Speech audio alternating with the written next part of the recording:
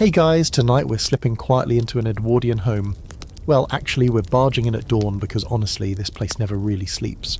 It's around 1908, give or take, and you've just opened your eyes to the faint sounds of footsteps in the hallway, the soft creak of wood, and maybe a muffled clink of silver on china.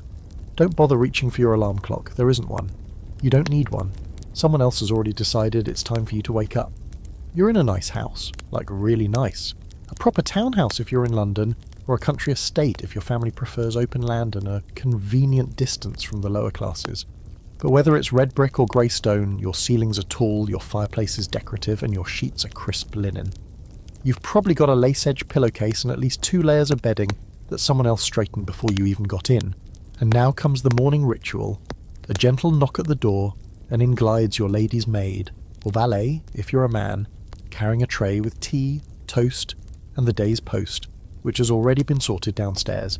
She or he draws the curtains just wide enough to let in the light, but not enough to blind you.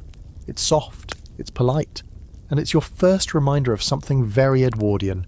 Everything is done for you, but also nothing really belongs to you, not even your solitude. So before you get comfortable, take a moment to like the video and subscribe, but only if you genuinely enjoy what I do here. And hey, I'm curious, what city are you listening from tonight? What time is it where you are? Let me know in the comments below.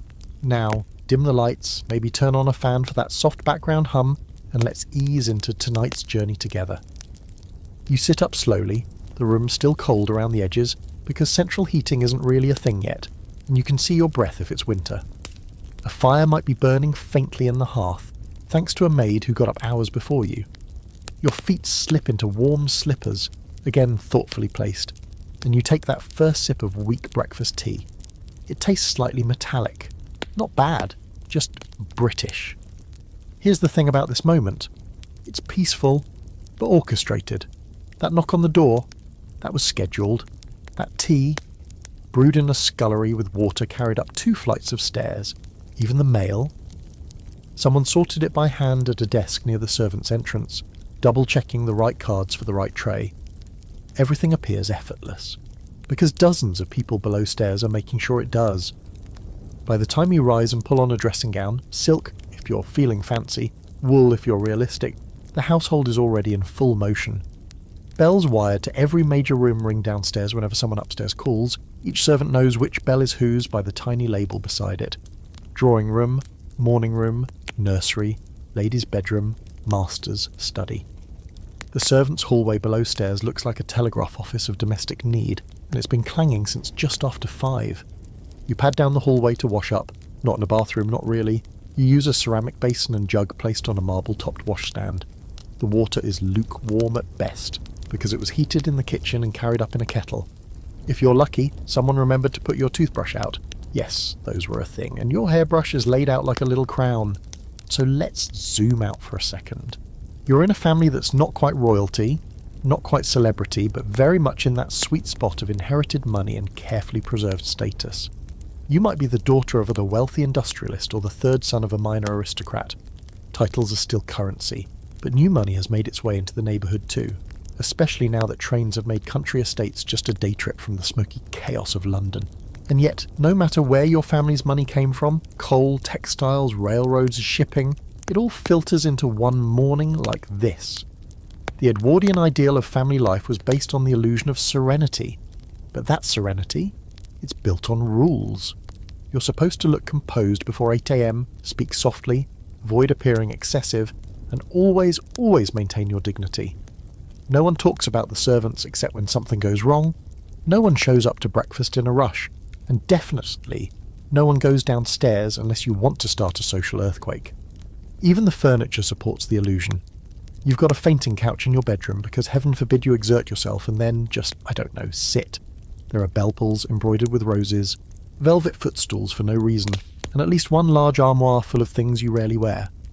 The wallpaper has a botanical pattern, possibly imported, and somewhere in the corner, a neglected fern is doing its best to survive on indirect sunlight and polite indifference. Here's a curious little detail. While the house seems static, it's actually a maze of movement. Hidden corridors allow servants to move without being seen. Some families even had tunnels or narrow passageways between floors so staff could access rooms invisibly.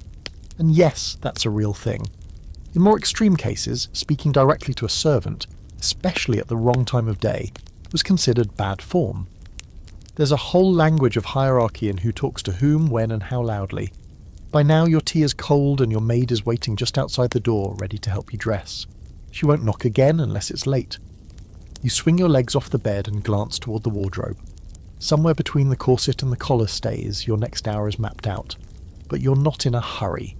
No one hurries in this house unless there's a fire or an unexpected royal visit. One debate among historians is just how much emotional closeness there actually was in families like yours. Letters and journals suggest genuine affection. Some mothers adored their children, and husbands often loved their wives.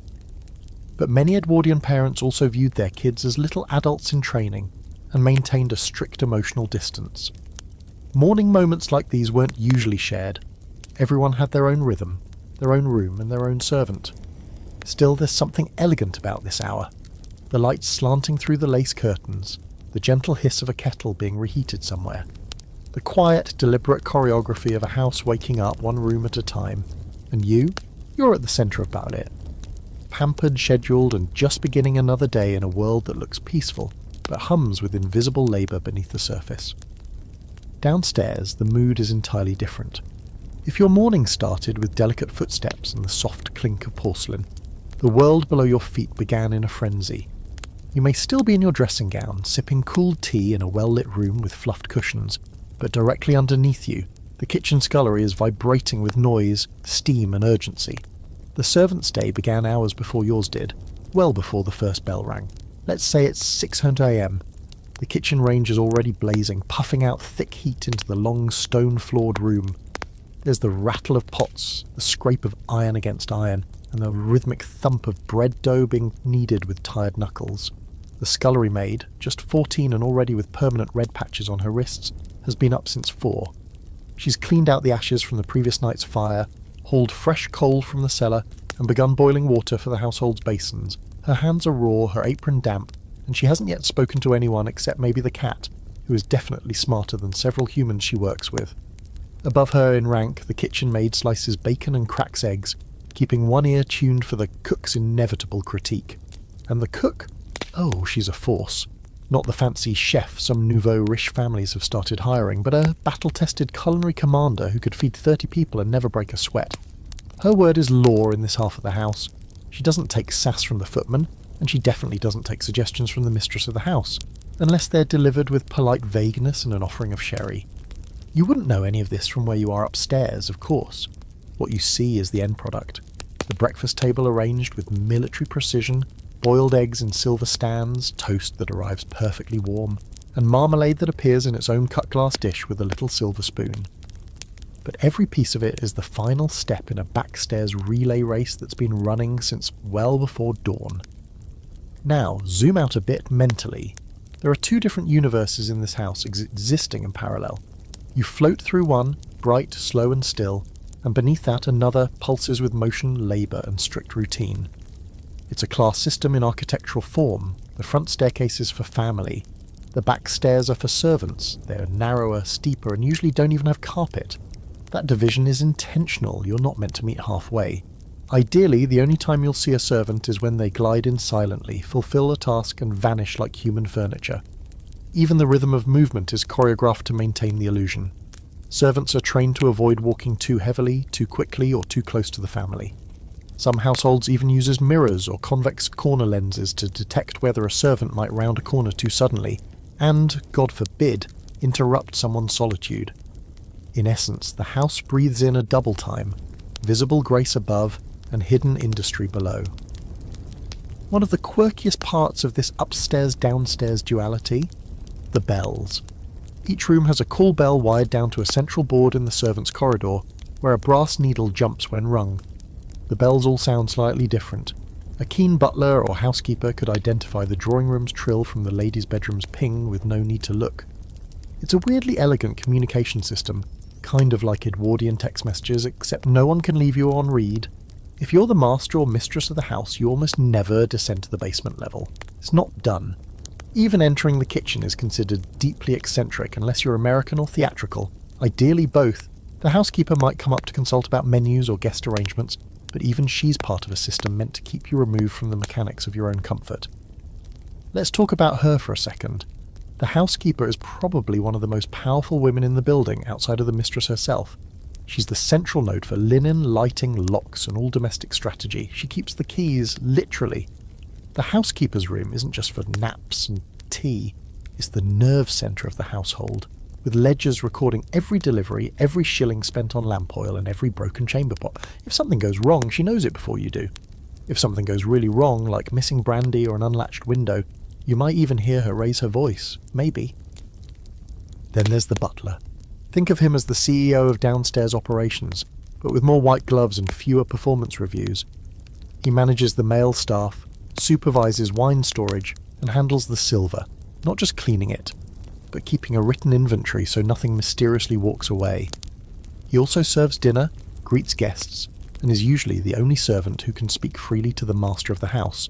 But even he lives under strict expectations. His tone, posture, even the angle at which he pours port, every detail is judged. He is elegance personified under pressure. Meanwhile, the footmen have their own little drama going on, chosen largely for their height and legs. No, seriously, they're more decorative than useful most of the time. They're the ones who open doors, carry trays, and look nice in livery. Essentially the human equivalent of a very well-trained, expensive-looking Labrador Retriever. But don't underestimate them. They gossip better than anyone, know everyone's secrets, and often have a side hustle going, whether it's slipping extra brandy to a visiting cousin or ferrying messages to the downstairs parlour maid. There's an ongoing scholarly debate about just how invisible servants really were. Some argue that the strict codes of conduct, like not making eye contact unless addressed, created a constant state of dehumanization. Others suggest that servants had considerable informal power, especially those who had been with the family for years. After all, who knows more about the household's moods, finances, and flirtations than the people who change the bedsheets? And of course, all of this hierarchy comes with a unique twist. The servants themselves also have status games. The butler won't speak casually to the kitchen maid. The housemaid looks down on the scullery maid. The cook rolls her eyes at the governess, who doesn't even count as a servant or a lady. There are dozens of unwritten rules about who eats where, when, and in what silence. As the household settles into the thick of morning, you're likely preparing to dress. But down here, they're resetting for lunch. The kitchen smells of meat stock and rising bread. The scullery's full of breakfast dishes, and the boots have just come in from the hall, damp from morning deliveries. Each task flows into the next. There's no pause, no off switch, just another bell waiting to ring. Above it all, you exist in a world of calm surfaces and silent service. But underneath you, there's an entire civilization running on blistered feet, whispered warnings, and tea that's always just slightly too strong. By the time breakfast is actually served, it's already the third or fourth meal of the day, for someone. Not you, of course. You're the last domino to fall in the morning procession. Your breakfast is a calm, orchestrated event that feels like it was conjured by magic, but the truth is far less whimsical and a lot more scrambled eggs. You descend the stairs when the clock strikes a proper time. Any earlier and you'd risk appearing overeager. Any later and you'd face the quiet judgment of the butler, whose raised eyebrow has ended more reputations than the evening papers. The dining room is already prepared, with curtains drawn just enough to let in a wash of grey English light and a subtle floral arrangement anchoring the table like it was born there. The good silver is out, but not the best silver. That's reserved for dinner. You're seated according to rank. If there are guests, it's a delicate negotiation. If it's just family, the order's been agreed upon and internalised to avoid drama. And then it begins. The Edwardian breakfast. You might think it's a quick affair. Tea and toast? That's just the beginning. There's porridge for those who still nod towards Spartan traditions, eggs, fried, poached or boiled, kidneys if you're feeling brave, bacon so fatty it glistens under the gaslight, kippers for the strong-stomached, and on fancier days, smoked haddock. Cold meats are available if you're suspicious of warm food before noon. The toast rack makes its appearance, an invention as British as imperialism, designed to serve toast exactly how no one likes it, stone cold. And tea, endless tea, weak, black, strong, milky, sugared, or served with a small wedge of lemon if someone's been to the continent. Coffee is offered too, though it's still suspiciously foreign and often badly made. usually a little burnt and delivered reluctantly by a footman who clearly judges you for requesting it. The family takes its places, a slow-motion parade of people acting like they have never fought or cried. Small talk is encouraged, but it's light, purposeful. No politics, no money, and definitely no feelings. The weather, the newspapers, garden plans, and Aunt Millicent's cat are fair game. If someone's read something in the Times that morning, they might offer a quote, and then pretend not to mind when no one reacts. Now here's the odd part. Not everyone eats together. This isn't a democracy. The family may dine in shifts depending on status and age. Children, for example, do not join this meal, unless they are particularly charming or being trotted out for a visiting relative. They're fed upstairs in the nursery, monitored by the nurse or governess, who ensures their toast is cut into manageable fingers and their jam applied in socially appropriate amounts. The servants, of course, have already eaten long ago, seated in the servants' hall, where the cook presides with quiet authority, and the footmen sneak extra butter under the table. Their breakfast was porridge, maybe a sausage or two, and bread that didn't quite pass muster for upstairs. They ate fast, too. No time for small talk when the marmalade needs spooning into dishes by the time the mistress appears. One curious detail that tends to get lost in romanticised versions of Edwardian life is how rigidly timed breakfast was. This wasn't just a meal, it was a daily performance. You show up on time, properly dressed, well postured, and you don't make a mess of things. God help you if you slouch. Napkins are placed on laps with the same reverence as communion wafers, and the butter knife is not, under any circumstances, to be confused with the fish knife, even if fish isn't on the table. And let's not forget the staff circulating through the room like silent ghosts. The butler orchestrates the whole thing, signalling to the footman when to bring in the hot dishes or refresh the tea. A dropped spoon or an awkward clatter isn't just an accident. It's a ripple in the social fabric. No one says anything out loud, but judgments are swift and internal. There's a strange intimacy to this routine and also a distance. Everyone is physically together, but emotionally walled off by etiquette, expectations and unspoken rules. You talk, but not really. You look, but only briefly. If you're the daughter, you probably keep your gaze lowered and less addressed. If you're the son, you might be flipping through the wafer, already rehearsing the day's small rebellions in your head. And if you're the patriarch, your every comment carries the weight of authority, even if it's just about the jam being too runny. One fun little fringe detail. In wealthier homes, some families installed toast servers, young male staff whose job was literally to keep bringing hot toast, so the lady of the house would never have to suffer the indignity of cold bread. Not every house had them, obviously, but it was a flex. Nothing says we're holding on to the empire like a personal toast boy. Breakfast also offered a subtle chance for negotiation. Visiting relatives might announce plans for a walk or a trip to town, gently floating ideas to see if anyone objects. Servants sometimes received indirect instructions here too, never addressed directly, of course, but embedded in the family's conversation. "I do believe it's time to have the garden path re-gravelled," says father, while looking at no one in particular. The butler hears. The gardener hears. Gravel will appear. There's a scholarly debate about how sincere these meals were. Some argue that the whole thing was performative, a way of maintaining control and appearances. Others point to family letters and diaries that describe genuine affection during meals, with shared jokes and quiet glances that carried years of history. But even affection had rules, unspoken ones. You could love your children but not dote. You could laugh but not cackle. You could enjoy your food but never visibly want it. When the meal ends, it doesn't end like brunch at a cafe. There's no lingering, no stretching out with a third cup of coffee. It concludes on cue. The master stands or the mistress rings a bell. The family disperses. Servants appear to clear the plates and replace the tablecloth. The ritual resets for tomorrow, unchanged. You push back your chair, napkin folded precisely and placed beside the plate. You say something light, perhaps a remark about the roses blooming late this year, or a comment about a cousin who just bought a motor car. Everyone makes the appropriate noise of acknowledgement. Then you walk out, full, but somehow still unsatisfied. And just like that, breakfast ends, not just the meal, but a miniature theatre of class, manners, and the careful maintenance of family illusion. Getting dressed in an Edwardian household is not something you do by yourself, unless you're a child, a servant, or someone who's already fallen from grace. For you, a proper member of the family, dressing is a collaborative event, a small theatrical production that begins with an entirely separate person entering your bedroom bearing fabrics, options, and just the faintest trace of judgment. If you're a woman, your lady's maid has already laid out underclothes, which is ironic since they cover more skin than most modern outerwear. There's the chemise, thin cotton, edged in lace, followed by the corset, which is not the waist-punishing medieval torture device people imagine, but still pretty restrictive. She fastens it carefully while you stand with your arms out like you're being fitted for a suit of armour. You breathe in, exhale slowly, and accept that lung capacity is now a fond memory. Then come the petticoats.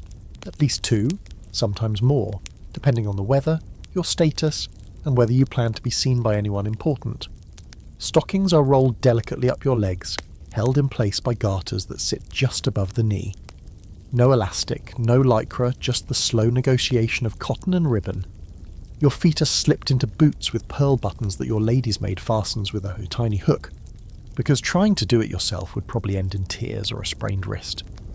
If it's a morning dress, it's likely light wool or cotton, with a high collar and long sleeves, modest but not dull. If you're expected to be visible to callers, she'll suggest something with embroidery or lace cuffs, maybe a brooch. She doesn't ask what you want to wear, she suggests gently but firmly, and you agree. That's the dance. Now, if you're a man, the process is slightly less complicated but no less absurd. Your valet begins by ensuring you've shaved properly. If you haven't, he'll do it himself with a straight razor and the same expression a priest might wear during last rites. Your shirt is starched so stiffly that when you put it on, it practically whistles. Collars are interchangeable, held in place with studs. The wrong collar shape could send the wrong message, and you'd rather not be mistaken for a clerk. Next is the waistcoat, the trousers, and then the cravat or tie. Your valet knots it for you, of course, because heaven forbid you try to manage a Windsor knot with untrained hands. Finally, your coat, brushed free of lint, and your shoes, polished to a mirror finish the night before. Cufflinks, watch chain, pocket handkerchief. It's less getting dressed, and more assembling a uniform of superiority. By now it's close to 10 in the morning, and you've barely done anything except be dressed at. But this is the point. Dressing isn't about function, it's about symbol. Your clothes announce your station. They tell the world you're not a labourer, not a tradesman, not anyone who works with their hands. You're curated, you're expensive, you are above. Here's a fun, slightly bizarre detail. Some Edwardian women wore something called a bust improver, kind of cotton-stuffed pouch to fill out the bodice. Others wore hip pads to balance the silhouette. The idea was to create an S-curve posture, a silhouette that screamed gentility and also mild spinal discomfort. The corset pulled the waist in, the bust improver pushed the chest out, and the petticoats added volume to the rear. Congratulations, you are now a fashionable teapot. There's also a fascinating little side debate among costume historians about whether Edwardian fashion empowered women or imprisoned them. Some argue that the elaborate gowns and high collars were oppressive, keeping women ornamental and inactive. Others say that, paradoxically, the wardrobe gave women power, through appearance, status, and control of social codes. After all, if you knew how to dress and navigate a drawing room, you could wield influence in ways that were both subtle and significant. And yes, the ritual of dressing applied to children too, just in a more miniature, occasionally nightmarish way. Little girls wore starched pinafores, ankle boots, and wide-brimmed hats if they were going outside.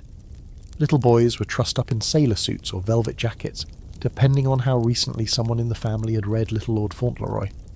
They didn't dress for play, they dressed for presentation.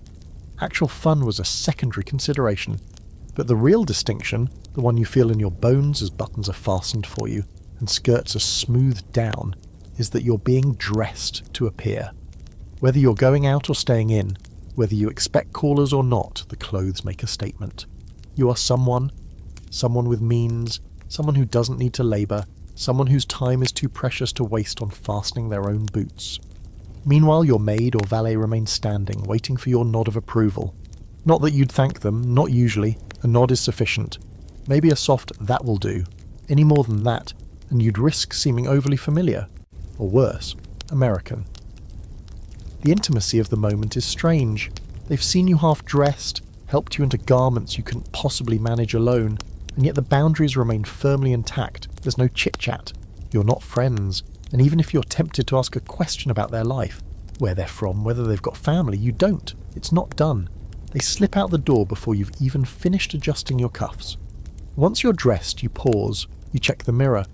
Not to see if you look good, you already know the silhouette is correct, but to see if anything's out of place, a stray thread, a smudge of powder, a hair out of alignment. You don't fix these things yourself, you ring a bell, let someone else make you complete. And it's worth noting, even if your life feels glamorous, even if you're swanning about in brocade with lace at the cuffs, you're still in a way part of a machine, just a better oiled cog. There's a schedule to follow, a reputation to maintain. You don't dress for pleasure, you dress because the structure of your world demands it. Not because you love the way you look, but because someone else might be watching. So now you're dressed, laced, buttoned, polished, cinched and puffed. You look like you belong in a fashion plate. You feel taller maybe, restrained, aware of your body in a way that's not exactly comfortable. But you look the part. And in this world, that's half the job done. The children of the house are awake now, somewhere upstairs in their own private kingdom, a nursery suite you may never have entered, even if you're their parent. You hear them faintly, if at all, maybe the echo of a high-pitched laugh, or the patter of slippered feet on hardwood floors. But you don't go to them. That's not how it works. In Edwardian family life, children are both central and curiously peripheral. Loved? Yes, but kept firmly at a distance. They are being supervised, wrangled, and civilized by the nurse and the governess, two figures who spend more time with the children than their actual mother does. The nurse manages their health, their meals, their general behaviour. She is firm but adored, as much a fixture of their world as the wallpaper. The governess, meanwhile, oversees their education and moral development, which is another way of saying she's been left with the difficult task of teaching small humans how not to disgrace themselves at dinner. If you're the mother, you might stop by the nursery mid-morning, but only briefly. You won't be dressing the children, bathing them, or preparing their breakfast. That's already been handled. Your visit is symbolic. Perhaps you ask whether your youngest has recovered from a cough or murmur an affectionate word to your eldest about their drawing. You do not stay long. You're not cold, just trained. Emotional formality is the uniform of upper-class parenting. And if you're the father, it's even more removed. A nod across the breakfast table might be the most connection your child gets that day. He or she will probably refer to you in the third person. Papa said, or I mustn't disturb father. You'll become more relevant when they reach school age, when reports and future careers begin to matter. But while they're small, they belong to the nursery. It's not that you don't love them. You do.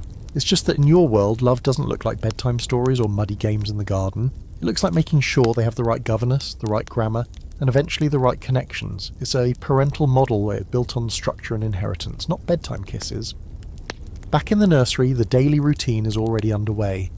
Breakfast is served on a child-sized table, with porridge, boiled eggs, and weak tea.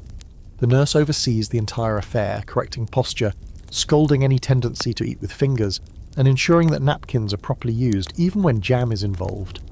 Discipline is part of every spoonful. If someone spills their milk, the consequences are swift and silent. A disappointed glance, a stiff back, and possibly an extra hour of arithmetic later.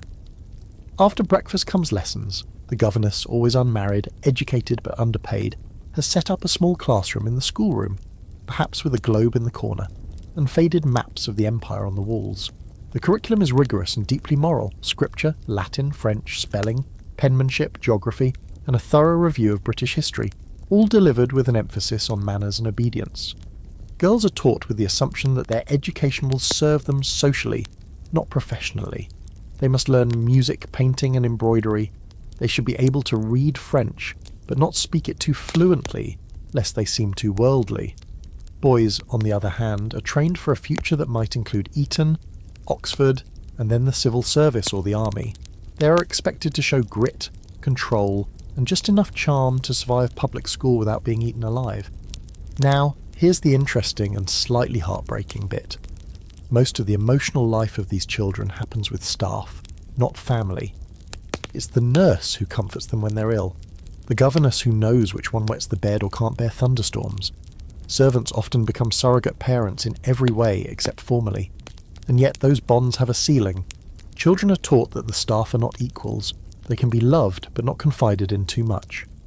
A child who becomes too familiar with the help might be gently corrected, or not so gently shipped off to school.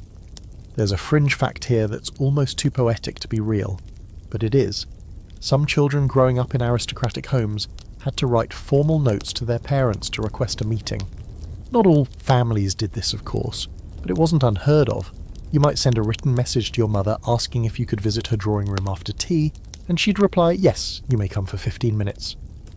It was love through the filter of hierarchy. As the morning wears on, the children might be taken out for a walk, not alone, obviously. The nurse leads the way, sometimes with a pram, sometimes with the smallest ones holding her gloved hand. The older children trail behind in little boots and coats that itch. Parks are common destinations, or perhaps a circuit of the estate if you're living in the country. They're not encouraged to shout, run, or climb. This is exercise, not fun. Mud is frowned upon, joy is tightly managed. Inside, when weather doesn't cooperate, and let's be honest, this is England, so that's often, the nursery turns into a strange combination of classroom, prison, and playhouse. Toys are present, but controlled. Dolls with wax faces, a rocking horse, maybe a Noah's Ark filled with carved wooden animals. If they're lucky, there's a set of tin soldiers or a magic lantern. But noise is discouraged. So is laughter that lingers too long. And heaven help the child who misbehaves. The punishments are gentle by Victorian standards. No caning, at least not by the nurse. But discipline is constant. A cold stare, a delayed meal, a cancelled walk. More subtle than violence, but just as effective. The goal is to create well-behaved adults as quickly as possible. Childhood is viewed as a training ground, not a time of joy. Scholars argue about how emotionally damaging this system really was. Some children grew up fondly recalling their nurses and governesses. They loved their parents from afar, through letters, gifts, and rare Sunday outings. Others, though, described a kind of emotional vacuum, a sense of being shaped rather than raised, of becoming what was expected without ever being asked what they felt. So as you head into your morning, perhaps preparing to call on a neighbour, perhaps planning your embroidery or reviewing the household accounts, your children are already deep into a separate world, one filled with quiet rules, gentle supervision, and the steady, unspoken pressure to become something respectable. They might glimpse you later, walking through the hall in your velvet gown or tailored coat, nodding faintly in their direction. They'll stand up straight as they've been taught and offer a polite, "Good morning, Mama," or "Good morning, Papa." You'll nod back, maybe smile, maybe not, and then you'll continue on your way. You've made it through breakfast, your clothes are properly buttoned, and your children are safely off in their tidy, supervised orbit. Now, it's time to play the role of the master of the house, or at least look convincingly like one. And let's be honest, it's less command centre and more respectable loafing. Your routine is part business, part ritual, and entirely about preserving an image of control, even if you're mostly just wandering between polished rooms sipping mid-morning tea. You begin in the study. It's one of the few truly private spaces available to a man in an Edwardian home. There's dark panelling, heavy drapes, perhaps a bookshelf lined with leather-bound volumes you don't always read but would never admit to ignoring. The fire is already lit.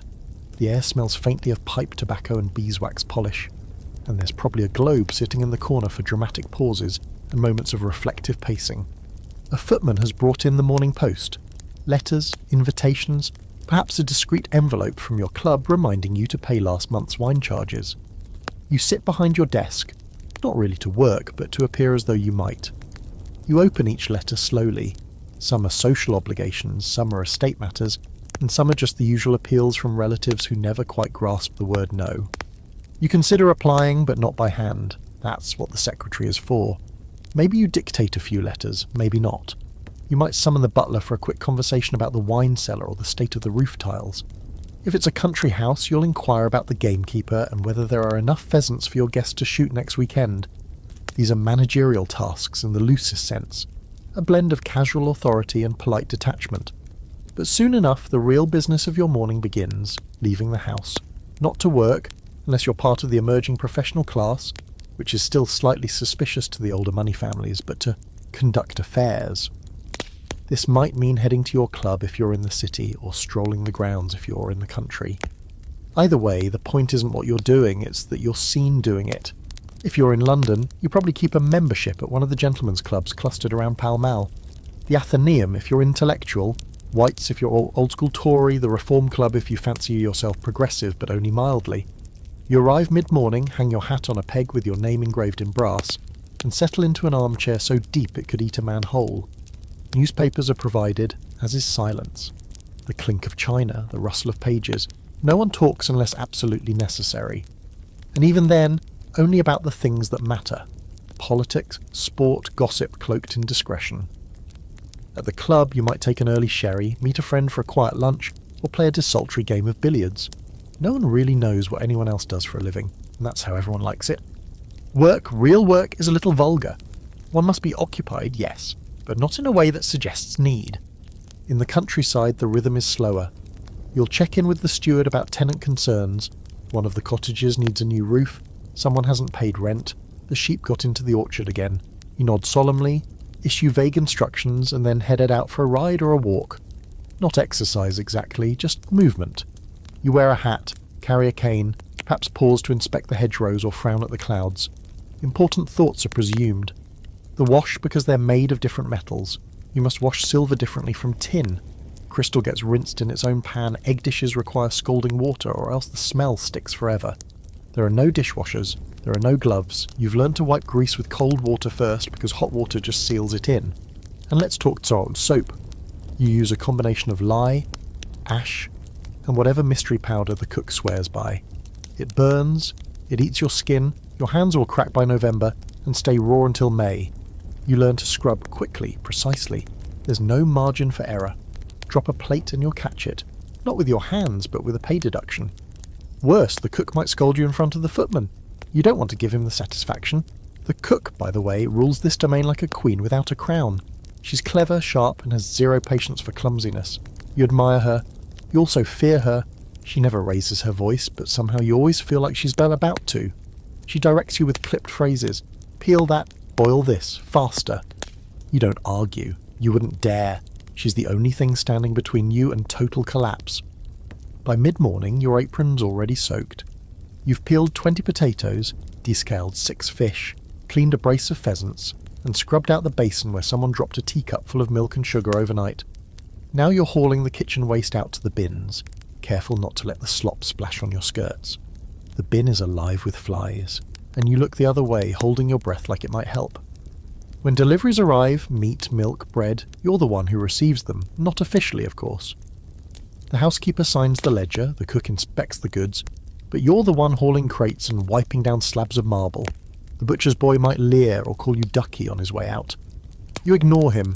You've got bigger problems than unsolicited flirtation, like scrubbing the copper pans until your wrists give out. Let's toss in a fringe fact to make it worse. Some households had a bell specifically for the scullery maid, separate from the main kitchen bell. It signalled only the dirtiest, lowest tier requests, cleaning coal scuttles, emptying slop buckets, or removing a dead rat from under the larder shelves. So yes, if a special bell rings and it's your bell, you already know your day just got significantly worse. Your meals are a blur. Cold porridge for breakfast, maybe a crust with dripping if the cook's in a decent mood. You eat standing up, usually in the scullery or on the back steps. There's no chair for you, no tea break. If you're lucky, someone might slip you a slice of pudding when the family's eaten their fill, but don't count on it. Dessert is a privilege. You get scraps. Socially, you're the ghost of the servants' hall. The housemaids outrank you. The kitchen maids are slightly friendlier, but they're careful to keep that ladder climbing clear. The butler barely acknowledges your existence, and if the footmen joke with you, it's more about amusement than camaraderie.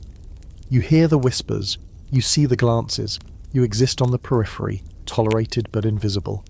And still, somehow, you learn to take pride in small victories. A dish cleaned perfectly, a kitchen pan that gleams like a mirror, a nod, just one, from the cook when you manage something without being told, no applause, no praise, but a nod. And in this world that's a golden trophy. By late afternoon you're still working, always. You've helped prepare luncheon, scrubbed the pots after, laid out ingredients for dinner, and started heating water for the footman's boots. Yes, they want their boots washed too, the things you do for shiny shoes. There's no end to it. Even when the family has gone to bed and the house begins to quiet, you're in the scullery again, cleaning the last spoons and wiping the counters until they pass the cook's inspection. Your eyes sting from the steam, your arms shake from fatigue.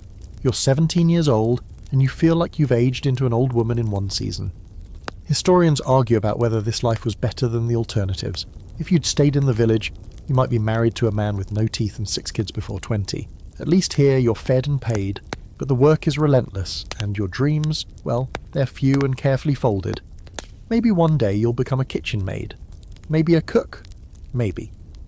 So when you finally collapse into your little bed in the storeroom, with your hands still smelling faintly of onions and iron polish, you don't dream of luxury. You don't even dream of escape. You dream of a day off. Luncheon sounds casual, doesn't it? Light, airy, maybe even fun. But in an Edwardian household, luncheon is anything but a casual affair. It's scheduled, it's orchestrated, and it's deeply dependent on who's present, what day it is, and how many courses the cook can manage without snapping at the scullery maid. It's not quite the production of dinner, but it's still an event with more forks than you'd expect for a meal that often includes salad. Let's say it's just after 1 o'clock. The drawing room clocks have been chiming daintily for the past few minutes, and somewhere a footman is straightening his waistcoat and preparing to knock discreetly at the morning room door. You, the lady or gentleman of the house, rise from your seat, brush a non-existent speck of lint from your sleeve, and make your way to the dining room, where the table has been laid for what appears to be a small royal banquet. If it's an ordinary family luncheon, no guests, no visiting cousins, no wayward clergymen, it might be just the family members present, in varying states of formality. Still, everyone is dressed. No one appears in anything resembling relaxed attire. Gloves are removed just before sitting down, napkins are unfolded with silent precision. No one shuffles, no one slouches. Now, what's actually on the menu? That depends. If the cook's been given free rein and a little budgetary breathing room, you might start with a consommé or a clear broth, something light and dignified, then perhaps either cold meat, maybe tongue or ham or slices of roast beef from last night's dinner. There might be a salad, not the green leafy kind you'd recognise, but a strange 1900s concoction involving hard-boiled eggs, pickled beets, or even aspic if you're particularly unlucky. Bread is served buttered at the table with the correct knife. And yes, there's always dessert, because Edwardians believed firmly in sweet punctuation, perhaps a sponge pudding or fruit tarts with custard. And the tea, of course the tea. It arrives not in a teapot slapped down on the table, but in a silver service carried by the footman, accompanied by lemon slices on a dish, sugar cubes in a little bowl, and milk served from a tiny jug that probably has a family crest on it. You sip, pinky not extended but definitely implied, and pretend not to notice the maid trembling as she refills the water jug beside your elbow. One of the quirks of Edwardian luncheons is how absurdly quiet they can be. Conversation is allowed, expected even, but it stays light and avoids friction. No religion, no politics, and for heaven's sake, no talk of labour strikes or women's suffrage, unless your intention is to give grandmother indigestion. It's all weather, garden reports, a cousin's recent trip to Switzerland, or what someone read in the Times that morning. Occasionally someone will make a joke, but softly, cautiously, like tossing a pebble into a very still pond. The servants hover like trained falcons. The butler stands by the door, his hands folded behind his back, listening for any cue. The footmen move with the kind of precision usually reserved for ballet or surgery. Plates are cleared silently, replaced with new ones, and woe to the guest who absent-mindedly reaches for the wrong utensil. There's a specific fork for fish, another for salad, and one that seems to exist solely to stress out the lower gentry. And yet, as theatrical as it all seems, this meal serves a quiet but critical function in the daily rhythm of Edwardian life. It reinforces hierarchy, not just between classes, but within the family itself. Children old enough to attend might be allowed to speak only when spoken to. A married daughter visiting with her own family might sit slightly lower on the pecking order than the lady of the house. Even among siblings, subtle dynamics play out. Who pours the wine, who carves the cold beef, who's invited to linger at the table for port, and who's expected to go write thank you notes in the drawing room. Meanwhile, downstairs, the staff's own luncheon is a very different thing. The cook might grab a plate in the scullery, chewing while instructing the kitchen maid on how to bone a chicken for tonight's dinner. The footman might be permitted a few minutes in the servants' hall, where they eat rapidly and without the luxury of silence. The scullery maid? She's still washing the porcelain from the last course. Her meal will be whatever's left when everyone else is finished. A crust, a spoonful of custard scraped from a bowl, maybe half an apple that someone declared too mealy. It's easy to assume that luncheon was an unnecessary formality, a midday parade of unnecessary courses and unnecessary manners. And yet, some historians argue it held real importance, especially for women. It was one of the few social rituals where a woman could host, manage, and direct the tone of a gathering. She chose the guests, arranged the seating, coordinated the menu with the cook. In short, she ran the show even if she did so behind veils of lace and politeness. Of course, not every luncheon was created equal. There's the at-home luncheon, where female guests are invited for food and fashionable chatter. There's the men's luncheon, often followed by port and business talk and the unspoken agreement that nothing important will actually get done. And then there's the dreaded informal luncheon, where people claim they don't want a fuss, which only makes the hostess more anxious because of course a fuss is expected even when it's not. Here's a niche little fact for you. Some very high-end homes had separate luncheon sets of china, distinct from the breakfast or dinner sets. That's how specialised the Edwardian dining culture became. You didn't serve ham on the dinner plates, that would be vulgar. You had special luncheon porcelain with delicate patterns, lighter colours and matching bone-handled cutlery. And if the set was mismatched, scandal. When the final dish is cleared and the napkins are discreetly folded, everyone rises. You don't linger at the table. That's not the point. You rise with a nod, perhaps exchange a final word about the weather, and return to the drawing room, or the garden, if it's sunny, for what looks like rest but is actually just intermission, before the evening's real performance begins. You might think of it as a pause in the day, a calm centre, but beneath the calm is choreography. Nothing is accidental, not the sugar spoon, not the angle of the salad fork, not the choice to serve sponge cake instead of meringue. Every choice is a cue, and you, willingly or not, are playing your part. And tomorrow it all happens again. Same time, same china, same pretense of ease.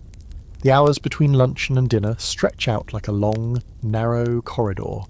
Quiet, stiffly perfumed and oddly echoing with expectations. It's the afternoon now, and the Edwardian drawing room becomes the heart of the house, even if no one actually does anything in it. You find yourself back here more out of duty than delight. It's where you go to be seen, but only by the right people, and where time moves at a pace that can best be described as sigh per minute. If you're the lady of the house, this is your territory. Not quite a throne room, not quite a lounge. It's full of plush armchairs with curved legs, delicate tea tables set slightly too low, and embroidered cushions that seem to multiply overnight.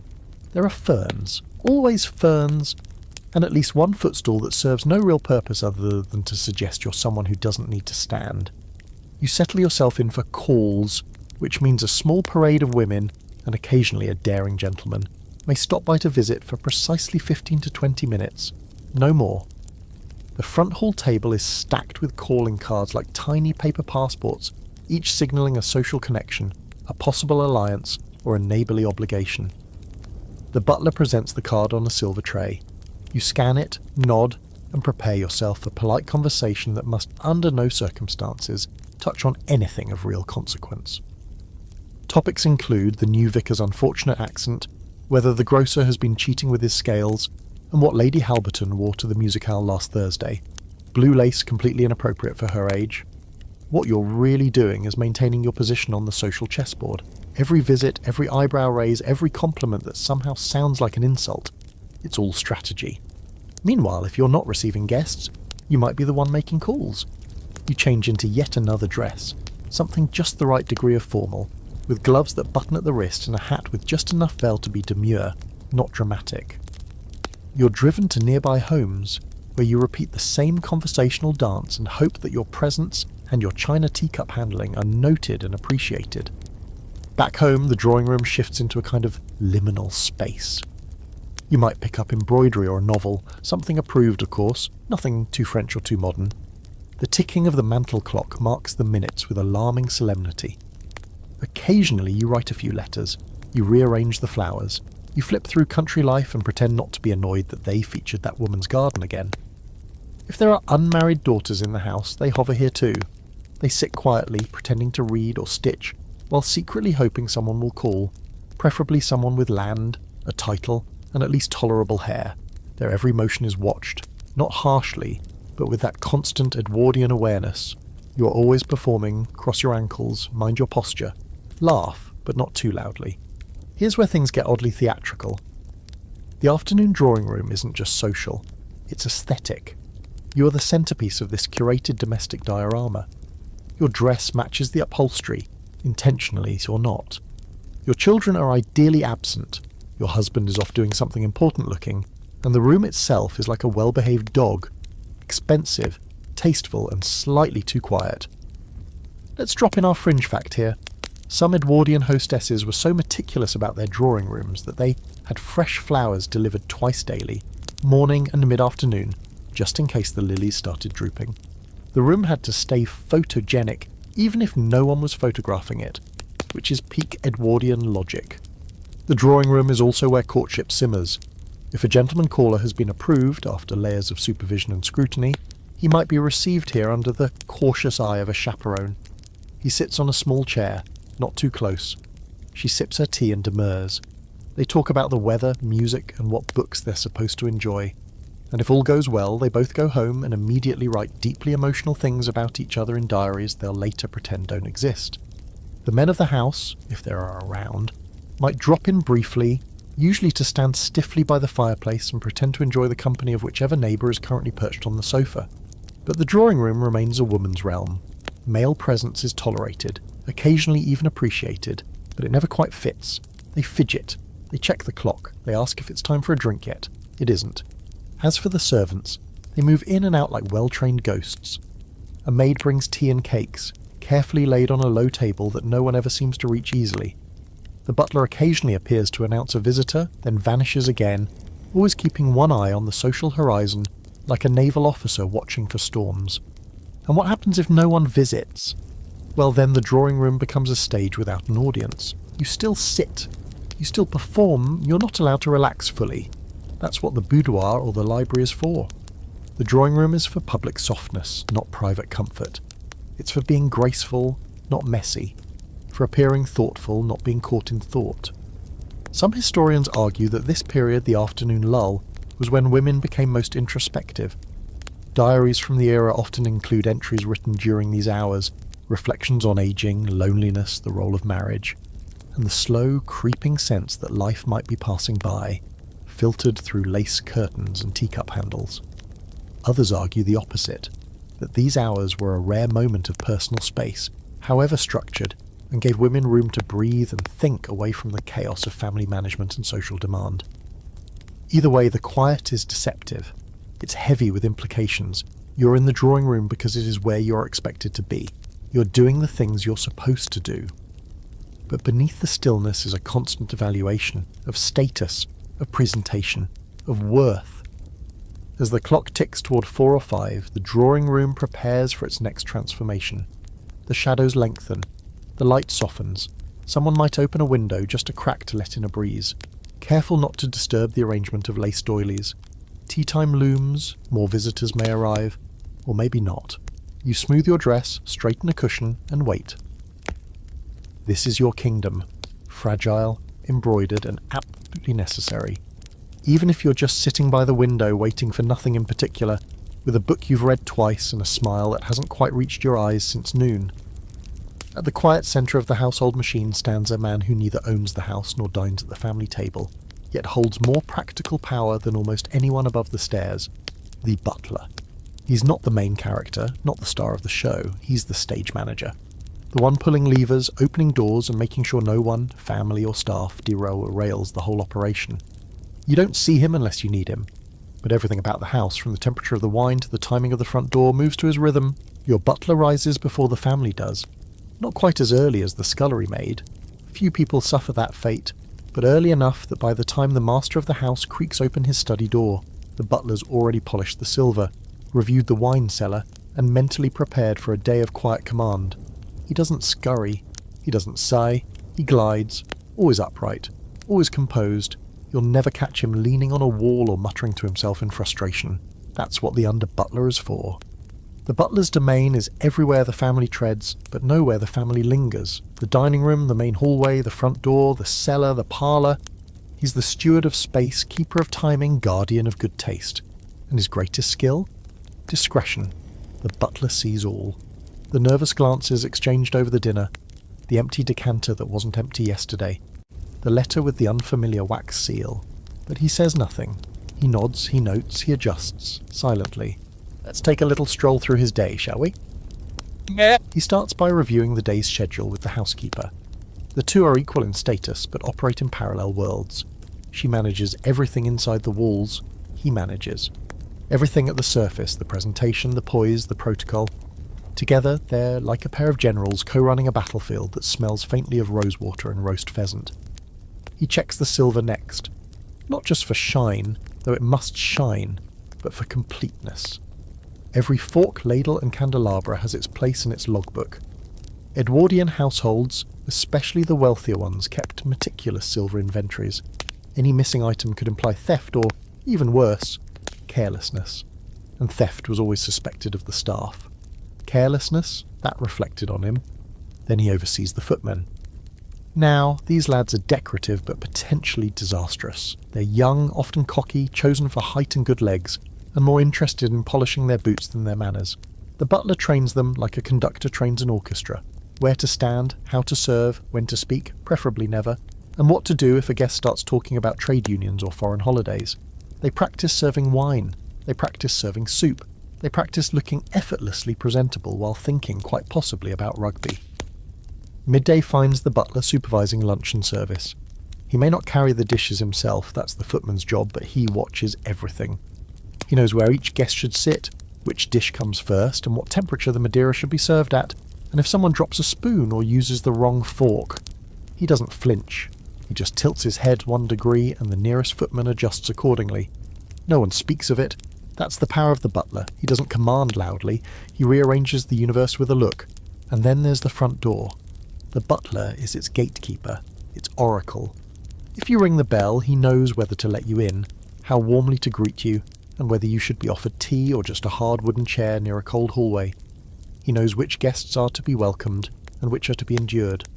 A second cousin arriving unannounced might find herself stalled in the vestibule while he checks to see if the lady is receiving. She isn't. Not today. Here's a fringe fact you'll love. Some butlers in grand houses actually carried a ruler. Not for show, but to measure the correct distance between silverware settings.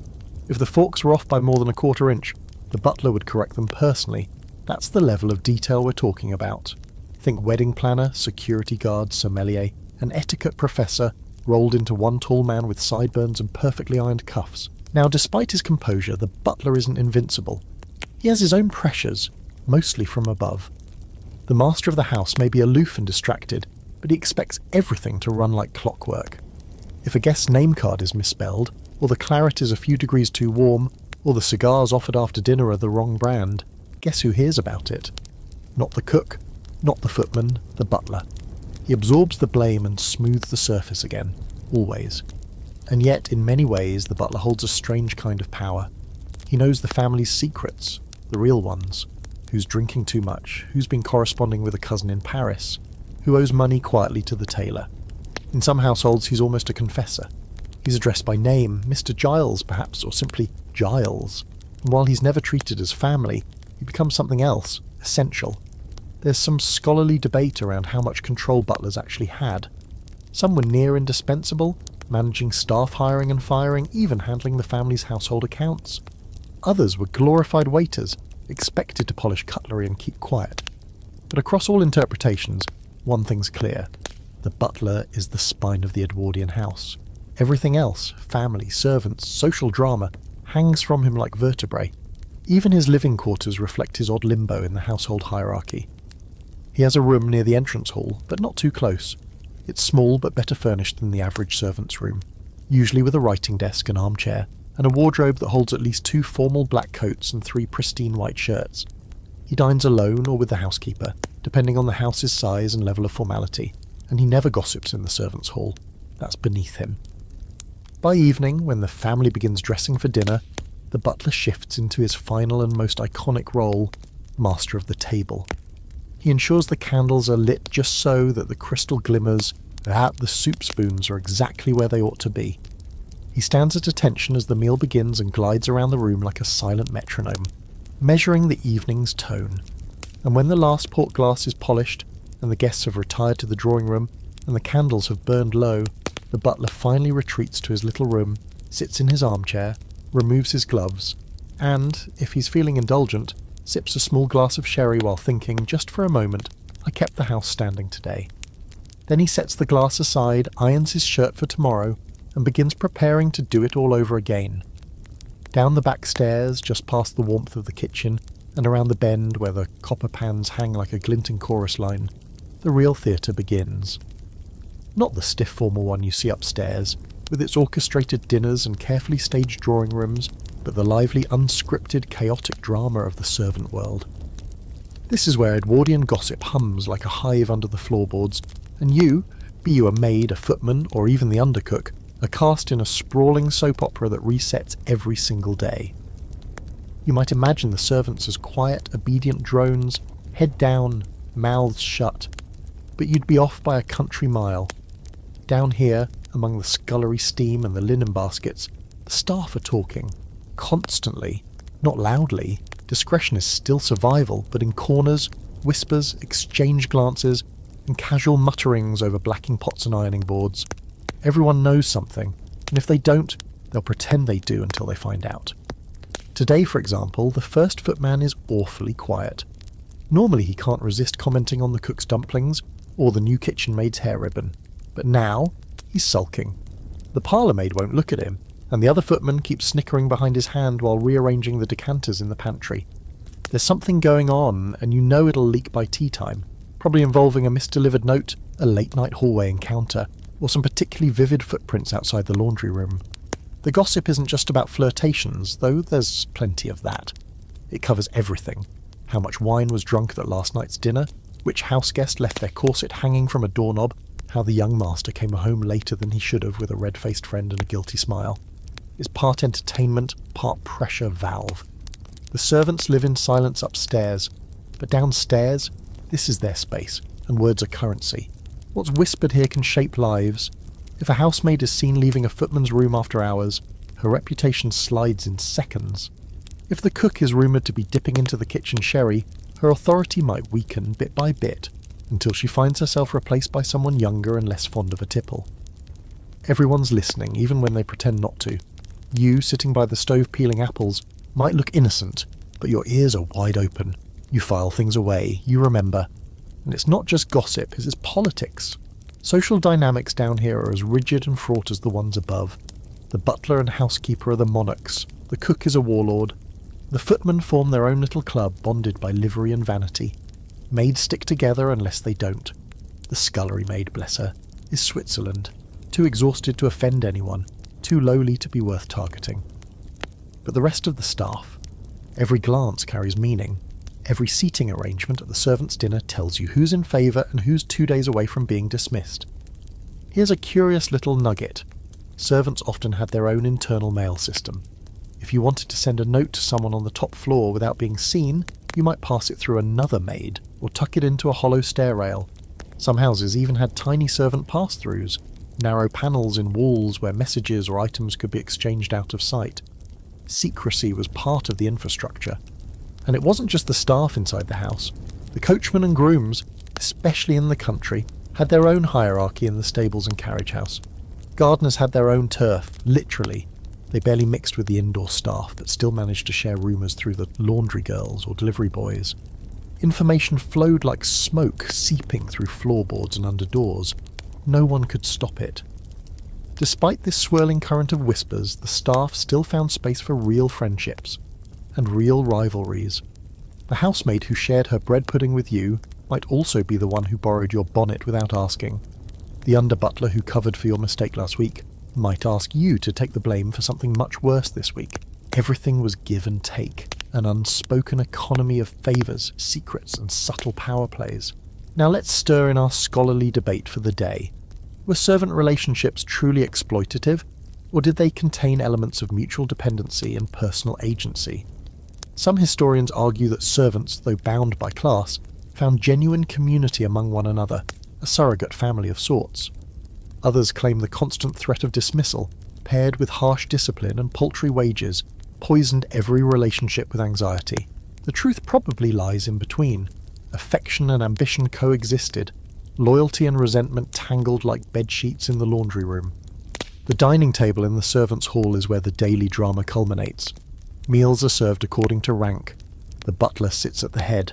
The cook and housekeeper flank him. followed by senior maids and footmen down to the lowliest, who might eat in the scullery or not at all if they're on bad terms with the cook. Conversation happens, but cautiously. No one wants to offend the wrong person. There's always a little test in the air. Who sits where? Who speaks first? Who doesn't show up? But once the meal is done and the plates are cleared, the mood lightens. Someone might pull out a deck of cards. The younger servants might gather in a corner to swap stories or songs. There might even be laughter, brief, glorious, and immediately stifled if footsteps are heard from above. What's astonishing is how, in this tense and layered world, servants still find ways to express themselves. Some write poetry in the margins of supply ledgers. Others sketch portraits in soot on cellar walls. Letters are composed by candlelight, often never sent. Lives are planned and hoped for, marriages imagined, small businesses dreamed up, the idea of leaving one day, of escaping this soft prison with its good china and impossible demands. So while the upstairs world lounges in tea and lilies, downstairs pulses with life, messy, sharp-edged, and profoundly human. And you, caught somewhere in the middle of it all, holding a mop in one hand and a dozen secrets in the other, know better than anyone. No household runs without its whispers, and you're right in the centre of them. Upstairs, the children are adorable, angelic and usually quiet. Seem just enough to be charming, but never enough to be inconvenient. Downstairs, or rather in the nursery tucked into the uppermost reaches of the house, they're a full-time job. And no, not a job for the mother or father of the household. That would be unthinkable. It's the governess and the nurse who wrangle the Edwardian child into shape with a daily routine that's equal parts schoolroom, military drill, and social grooming boot camp. The Edwardian family may value its offspring, but it certainly doesn't trust them to raise themselves. Children are born into roles before they ever take their first steps. Sons are little heirs in training. Daughters are junior ladies, destined for polite marriages and faintly exhausting charitable causes. The point of childhood isn't joy or self-discovery, it's preparation, and every hour of the day is carved out for that very purpose.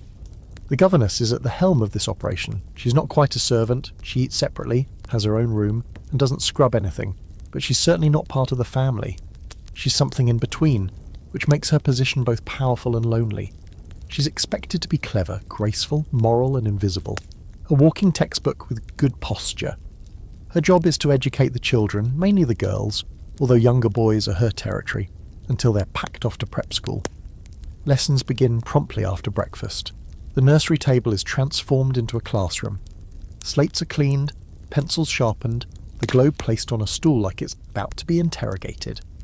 The governess begins with reading and writing, moves through geography, moral philosophy and arithmetic, and ends with a bit of French, though always the kind of French that's safe to know, not the scandalous Parisian sort. Discipline is firm but not loud. No raised voices, just measured disapproval. A pointed look when a child's mind wanders, a sharpened tone when an answer is sloppy. You, the child, must sit up straight, speak clearly, and never forget to say please when correcting a sentence or handing over a composition. You're not encouraged to be brilliant. You're encouraged to be correct. Punishments are subtle, cerebral. A missed walk, an extra grammar exercise, a quiet 10-minute stand in the corner with a copy of Pilgrim's Progress in hand. It's not that Edwardians hated children. They simply believed in moulding them into useful, dignified humans before they were allowed to experience anything resembling freedom. Now, let's bring in the nurse. Equal in influence, but different in energy. She handles the other side of child life. The meals, the baths, the scraped knees and late-night coughs. She has the warm hands, the sharp eyes, the uncanny ability to know when someone is lying about eating their greens. And yet even she maintains a certain professional distance. Affection is given, but only within proper bounds. Children may love their nurse fiercely, but they are never allowed to forget that she too can be replaced. The nursery itself is its own small universe. Often located on the top floor, far from the adult quarters, it includes a schoolroom, a playroom, a washroom, and a bedroom with narrow iron-framed beds tucked against pale wallpaper. There are toys, yes, but not many. You've got a doll's house, a few books with upright moral lessons, Little Lord Fauntleroy is a staple, maybe some lead soldiers for boys and embroidery kits for girls. Play is educational, or at least behaviourally reinforcing. Everything exists to build the ideal adult. Here's a lovely bit of fringe history. Some children were taught to curtsy or bow before entering the drawing room, even if no one was inside. It was part of training the body to obey social rules without question. The idea wasn't just to behave properly in public, it was to build that posture into the muscles, so manners became instinct. You didn't think about them, you were them. After morning lessons, there's a short break. If the weather permits, children are taken for a walk, always accompanied, often in matching coats, gloves and hats. They walk in pairs, with the oldest leading, like ducklings in formation. Running, shouting or getting muddy are technically allowed but discouraged. These walks are meant for fresh air and observation, not mischief. Climbing trees might be acceptable for boys, just barely. Girls, absolutely not. You watch the butterflies. You do not chase them. Back inside, it's time for luncheon in the nursery. This meal is simple: bread, soup, a little meat if available, and eaten with better manners than most adults can manage. The children sit at a small table. The nurse watches. Napkins are placed carefully in laps. No elbows, no licking spoons, and if you spill something, prepare to be spoken to in that quiet, dangerous tone that implies deep personal disappointment. The afternoon might involve more lessons or supervised creative time. Drawing, stitching, music practice. Girls learn the piano and the harp. Boys might fumble through violin or recite speeches from Julius Caesar while trying not to roll their eyes. There's no freedom of expression. You're not trying to discover your style. You're trying to display diligence. And then, of course, there's posture practice. Yes, really. Some governesses had children walk with books on their heads or hold their arms out at angles while reading aloud. Posture wasn't just about health, it was about status. A straight spine meant self-control, a slouch meant moral failure. All of this culminates in what might be the most Edwardian ritual of them all, the parental inspection. At some point during the week, sometimes daily, sometimes just on Sundays, the children are brought downstairs, polished and brushed, to be presented to their parents. It lasts all of 10 minutes. The father might nod approvingly, ask a question about Latin conjugation, or inquire about spelling results. The mother might say, "My, haven't you grown?" before glancing at the flowers. Then the children are whisked away again, back to the quiet supervision of the nursery staff. There's some historical argument over how damaging this distance was.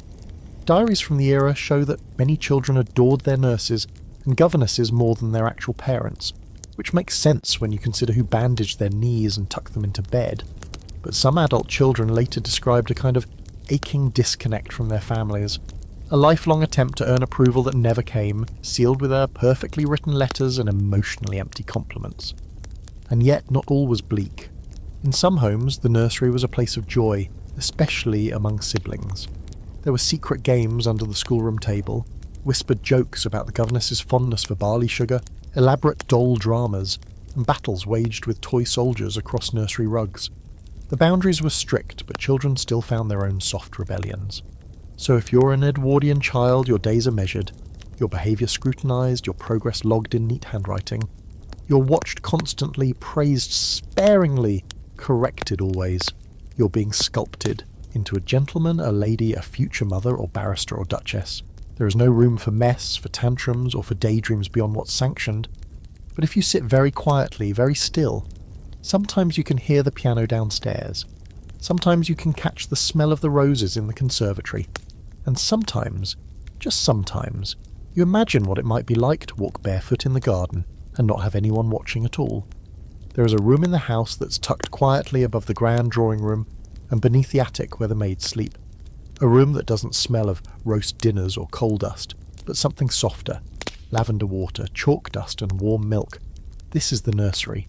Not the sterile, pastel-coloured vision you might expect, but a world unto itself. A kingdom ruled by women in aprons and children in boots, where manners meet milk teeth and growing up is both inevitable and carefully choreographed. As a child in an Edwardian household, the nursery is where you live most of your life.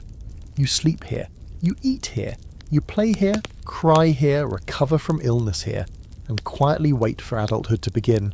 Your days are managed to the minute, and the outside world, those glittering drawing rooms, smoky studies and fragrant gardens, belongs to someone else.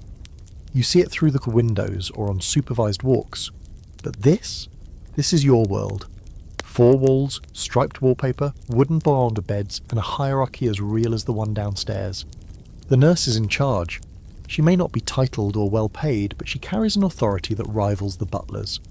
She knows when someone has a fever before the child knows it themselves. She remembers every birthday, every dietary preference, every tantrum, and every tattered toy someone refuses to part with. She is firm but fair, sweet but unyielding. She can change a bandage with one hand while calming a baby with the other. And if the nursery maid falls behind on cleaning or a stocking drawer is untidy, she'll fix it before the housekeeper ever notices. She runs a tight ship and no one, not even the governess, dares interfere. Your bed is narrow, with stiff sheets, a wool blanket, and one treasured toy, perhaps a bear with a crooked nose or a doll with hair made of real human strands. The floorboards creak in familiar ways. At night, the oil lamp flickers just enough to cast long shadows, but not enough to be frightening. The fireplace throws a modest glow when lit, and if it's cold, the nurse brings in a hot water bottle wrapped in flannel. But only if you've behaved that day. The nursery meals are their own little ritual. Breakfast is porridge, maybe an egg, and weak tea. Lunch is predictable, broth, bread, fruit when it's available, and biscuits if someone's been especially good, or if the cook has made extra. Dinner is early, plain, and taken in silence if someone was caught whispering during lessons. Everything is served on small plates. No silver, no fuss. But the manners, just as strict. Forks must be held properly, no slurping, and God help you if you reach across the table. Afternoons are for recreation, though that's a bit generous. You might have some time to read or sew or play with your siblings, but even that is gently supervised. The toys are meant to teach, not entertain. A Noah's Ark with mismatched animals, wooden blocks with the alphabet, a faded abacus, a book of riddles. The favourite toy of the hour often depends on what's allowed, and what's quietly snuck out from under the bed after the nurse has turned her back. Games are quiet. Dolls are dressed and undressed endlessly. Battles are fought between tin soldiers. Tea parties are staged with imaginary guests who always remember their manners. You don't climb the furniture. You don't jump on the beds. If you're lucky enough to be outside, you don't stray too far from the nurse's shadow. There is freedom, but only within borders, like a bird let loose inside a conservatory. Now here's a delightful but slightly eerie detail. Some nurseries were equipped with voice tubes, an early intercom system that allowed the nurse to call down to the kitchen or for a maid without ever leaving the children. Which means, of course, that even in your most private moments, those quiet chats with your siblings, those whispered stories before sleep, there might be someone listening. The nursery also holds your wardrobe. Not in a fashionable sense, but in the sense that everything you own fits neatly into a wooden chest or two. You have your day clothes, little sailor suits or pinafores, and your best clothes, only worn for church or when you're summoned downstairs to say hello to a guest. Everything is practical, durable, and slightly itchy. Shoes are shined but sometimes stiff, socks slide down your legs like defiant caterpillars, and hats, always hats. If you so much as sneeze near the front door, a bonnet will be on your head before you can say, "I'm not cold." Bath time is its own operation. A copper tub is carried in, placed near the fire, and filled with hot water hauled up by the maid. You're bathed quickly, thoroughly, and without sentimentality. Your hair is washed once a week, usually on Saturdays, and detangling it is a battle you lose every time. Soap stings, towels scratch, but the nurse rubs you down briskly and sets you in fresh nightclothes before tucking you into bed. No bedtime stories unless you're especially good. Maybe a hymn, maybe a stern reminder to stop biting your nails. And yet, for all its constraints, the nursery isn't without warmth. There's affection, even if it's structured. The nurse might smooth your hair or slip you a boiled sweet when you're sick. The governess might smile genuinely when you read your lines perfectly. Your siblings become allies. You invent your own mythology. The toys have names, the fireplace has moods, the wardrobe creaks at night, and you're not entirely convinced it doesn't breathe. Childhood seeps through the cracks in the routine, soft and sneaky. Still, you're reminded daily that this phase is temporary. Everything is pushing you toward adulthood, measured, proper and productive. Boys are told often about school and empire and duty. Girls hear whispers of coming-out dresses, of embroidery work, of the husbands waiting just beyond the horizon. No one asks what you want to be. The path is already paved. Your only job is to walk it without stumbling. There's a quiet kind of sadness to it all. You see glimpses of the larger house, rooms you're not allowed in, parties you're not invited to, people who look at you like they're seeing a future investment.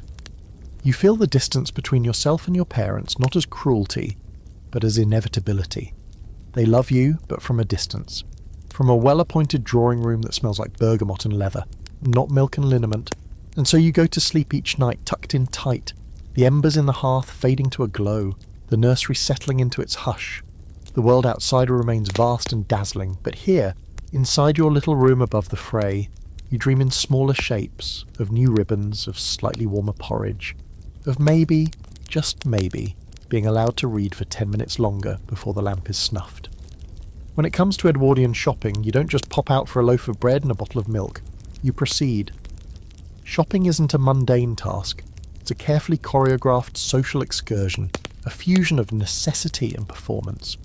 Whether you're the lady of the house browsing fine muslins at Liberty's or the kitchen maid haggling with the fishmonger in a muddy apron, the act of acquiring goods is soaked in meaning, class, taste, control, and above all timing. Let's begin with the upper crust, shall we? If you're the mistress of the house and you're in town, London preferably, your options are vast, and your purpose is rarely just about groceries. You might set out mid-morning in a smart walking dress, gloves buttoned, hat tilted just so. A footman trails you or rides on the carriage, which is summoned not by need, but by expectation. After all, you wouldn't walk to Bond Street like a common shop girl. Your first stop might be a department store, Harrods or Selfridges if you're feeling modern. These are not places for rushed lists and bulk buys.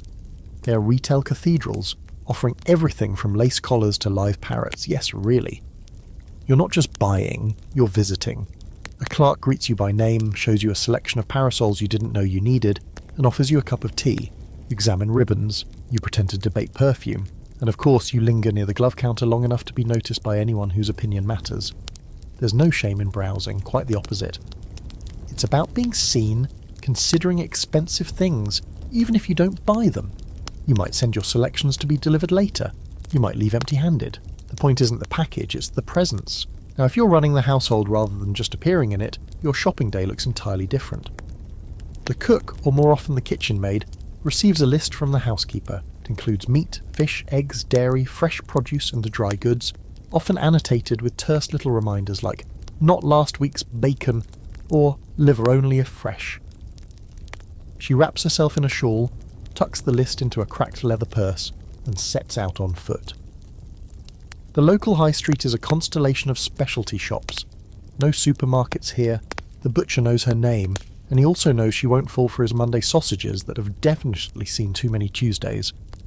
The fishmonger is friendlier, especially if she's polite, but she knows the scales always lie. She watches them carefully. The grocer offers apples that look fresh, but she peels one on the spot to be sure. She asks about the flowers mill. She sniffs the tea. She knows that if the master finds a single weevil in the rice, she'll be the one on the receiving end of the housekeeper's very calm, very terrifying disappointment. The transactions are brisk. Pennies are counted, baskets weighed down. She might bargain gently. Not too much.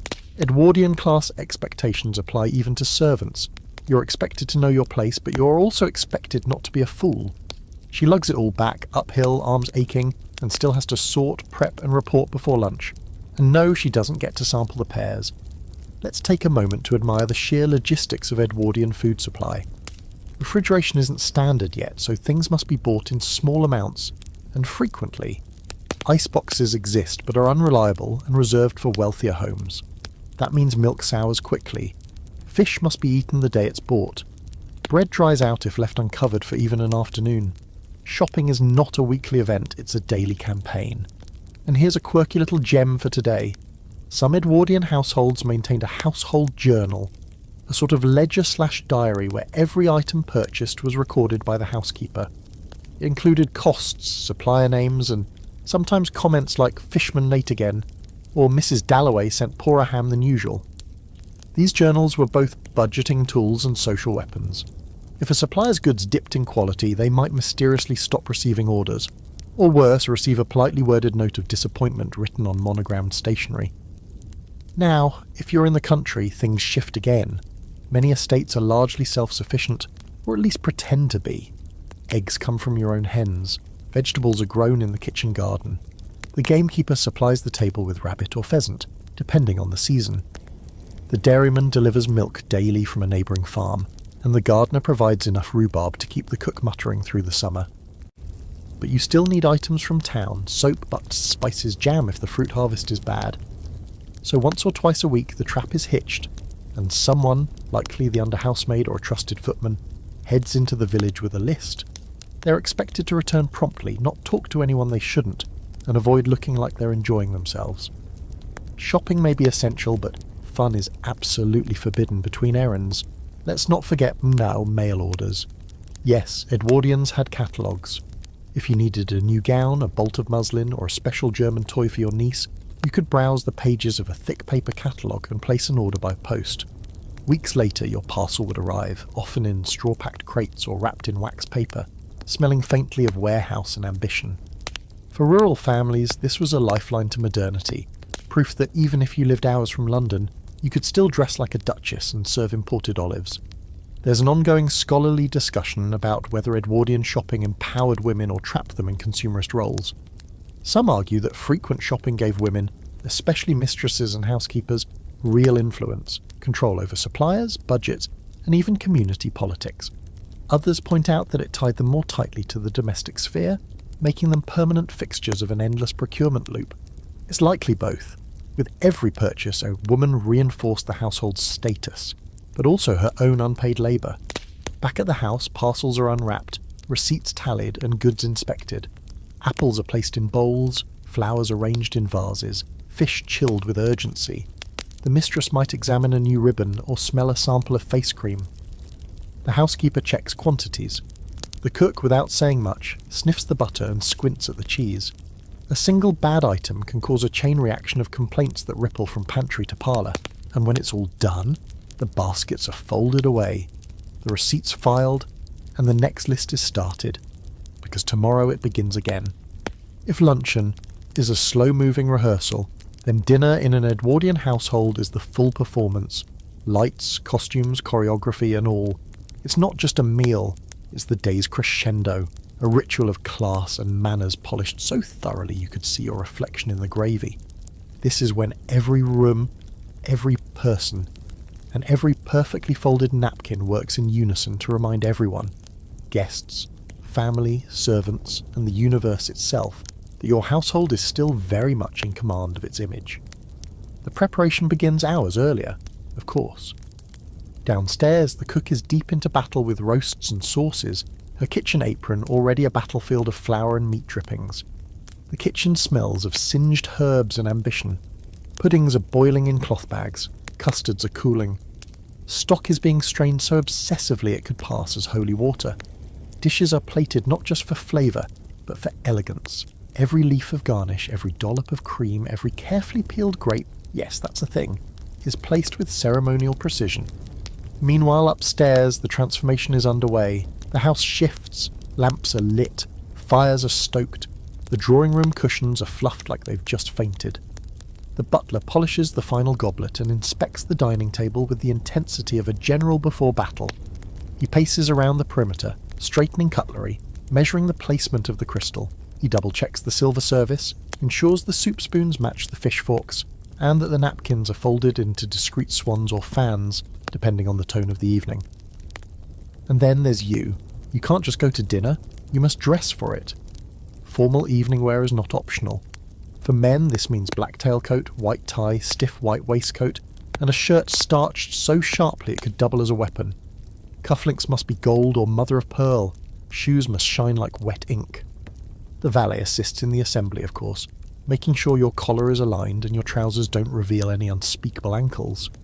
For women, dressing for dinner is an act of transformation. Corset redrawn, tighter. Hair redone with more gloss and curl. Jewellery brought out like holy relics. Evening gowns are made of silk, velvet or gauze, often adorned with lace beading or embroidery so intricate it looks like it's trying to whisper family secrets. The lady's maid lays everything out with reverence. She fastens clasps, adjusts sashes, sprays perfume at just the right moment. Not too much, but enough to suggest mystery and expense. The gong sounds. Yes, really. A dinner gong. It rings through the house, a deep melodic summons that declares, "This is it, show time," and you descend the stairs slowly, gracefully, ideally making your entrance just a hair behind schedule to give others a moment to admire your effort. In the drawing room, pre-dinner drinks are served. sherry, Madeira, or perhaps a champagne cocktail if someone's feeling continental. There's small talk, arranged seating, quiet competition for the ear of the most interesting guest. The host glances at the clock, nods to the butler, and the call is made. Dinner is served. The dining room doors swing open like a stage curtain. The table glows with candlelight. Flowers are arranged in low bowls to avoid blocking eye contact. Cutlery lines up like soldiers. Every guest has a name card. You are led in by rank, oldest to youngest, highest title to lowest connection. A peer of the realm gets precedence. A cousin from the country might bring up the rear. It's a ladder, and everyone knows exactly which rung they're on. The meal begins with soup, not too thick, just enough body to justify a spoon. Then comes the fish course, light, flaky, sometimes smothered in a sauce that tastes faintly of lemon and regret.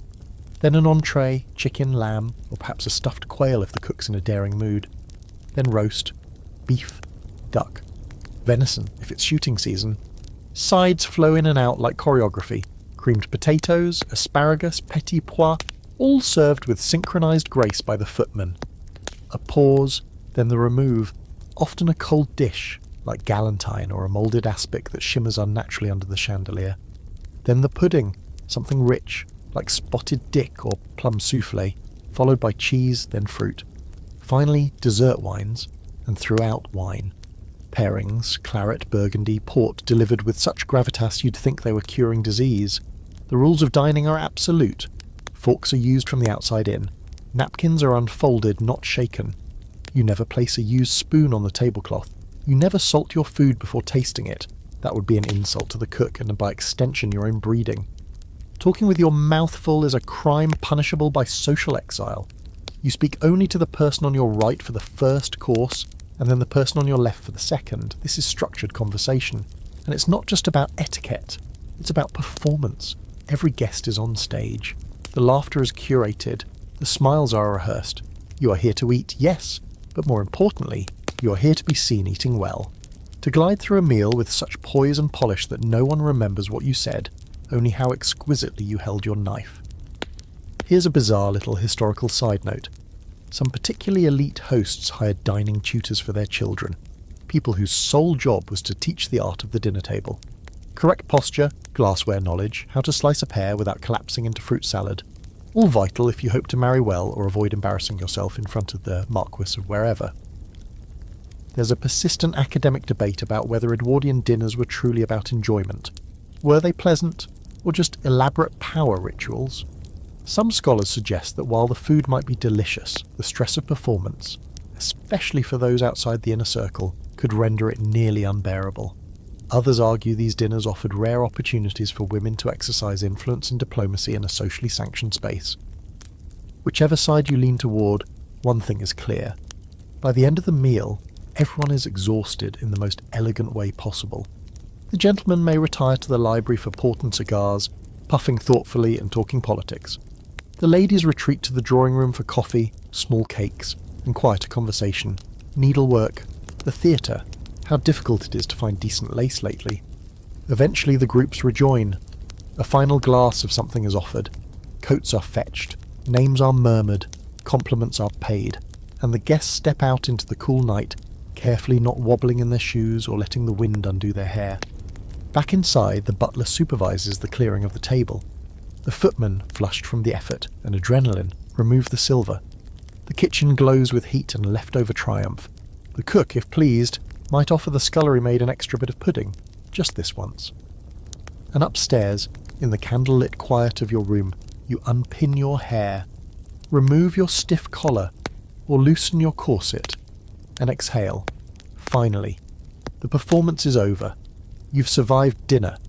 You've upheld your station. And now, at last, you're allowed to feel hungry. The clatter of forks has faded. The candles on the dining table have burned just low enough to flicker, and the last wine glass has been emptied, or discreetly left half full, depending on whether one was aiming to impress or endure. But the evening isn't over. Oh no, not in an Edwardian household. This is the moment the day begins to soften at the edges, as the family and any lingering guests drift from the battlefield of dinner to the gentler pastures of the drawing room. This is where the pleasures of the evening begin. Not rowdy or spontaneous, but genteel, predictable, and laced with just enough stiffness to remind everyone what century they're in.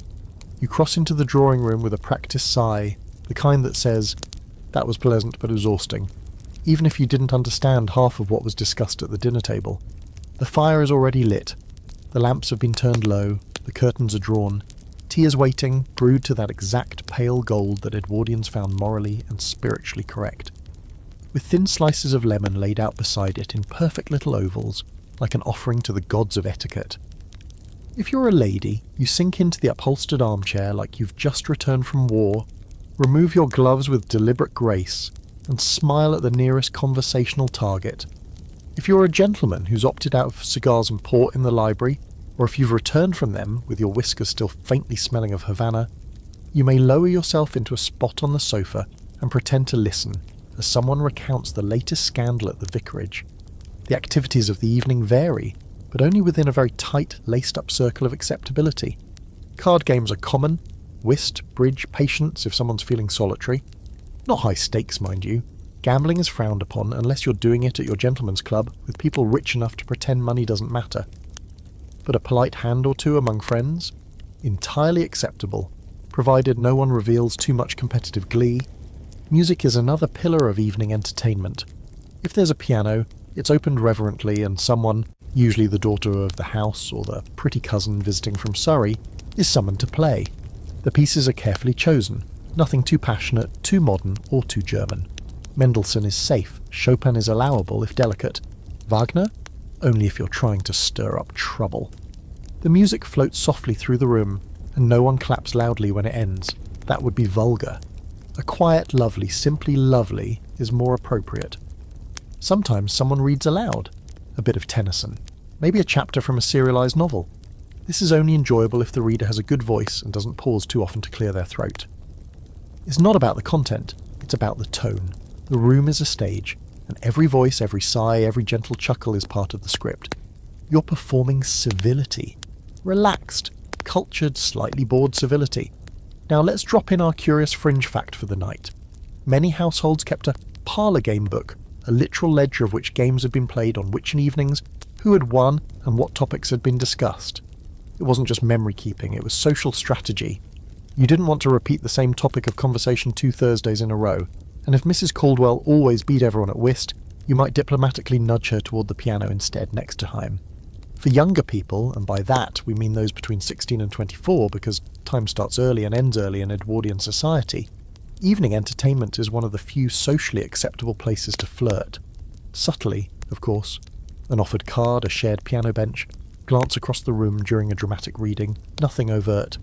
But if your parents are watching, and they are, you're permitted to be charming, provided it never tips into passion or, heaven forbid, enthusiasm. Tea is often accompanied by light refreshment. Little cakes, sugared almonds, preserved fruit. Nothing too heavy. This isn't a time for sustenance. It's about indulgence in miniature, bites so small they disappear on the tongue, and leave no room for guilt or complaint. If there's chocolate, it's likely from Switzerland. If there are biscuits, they've probably been arranged in a symmetrical pattern on a doily-covered tray. The tone of the evening is a balancing act. Too lively and it becomes improper.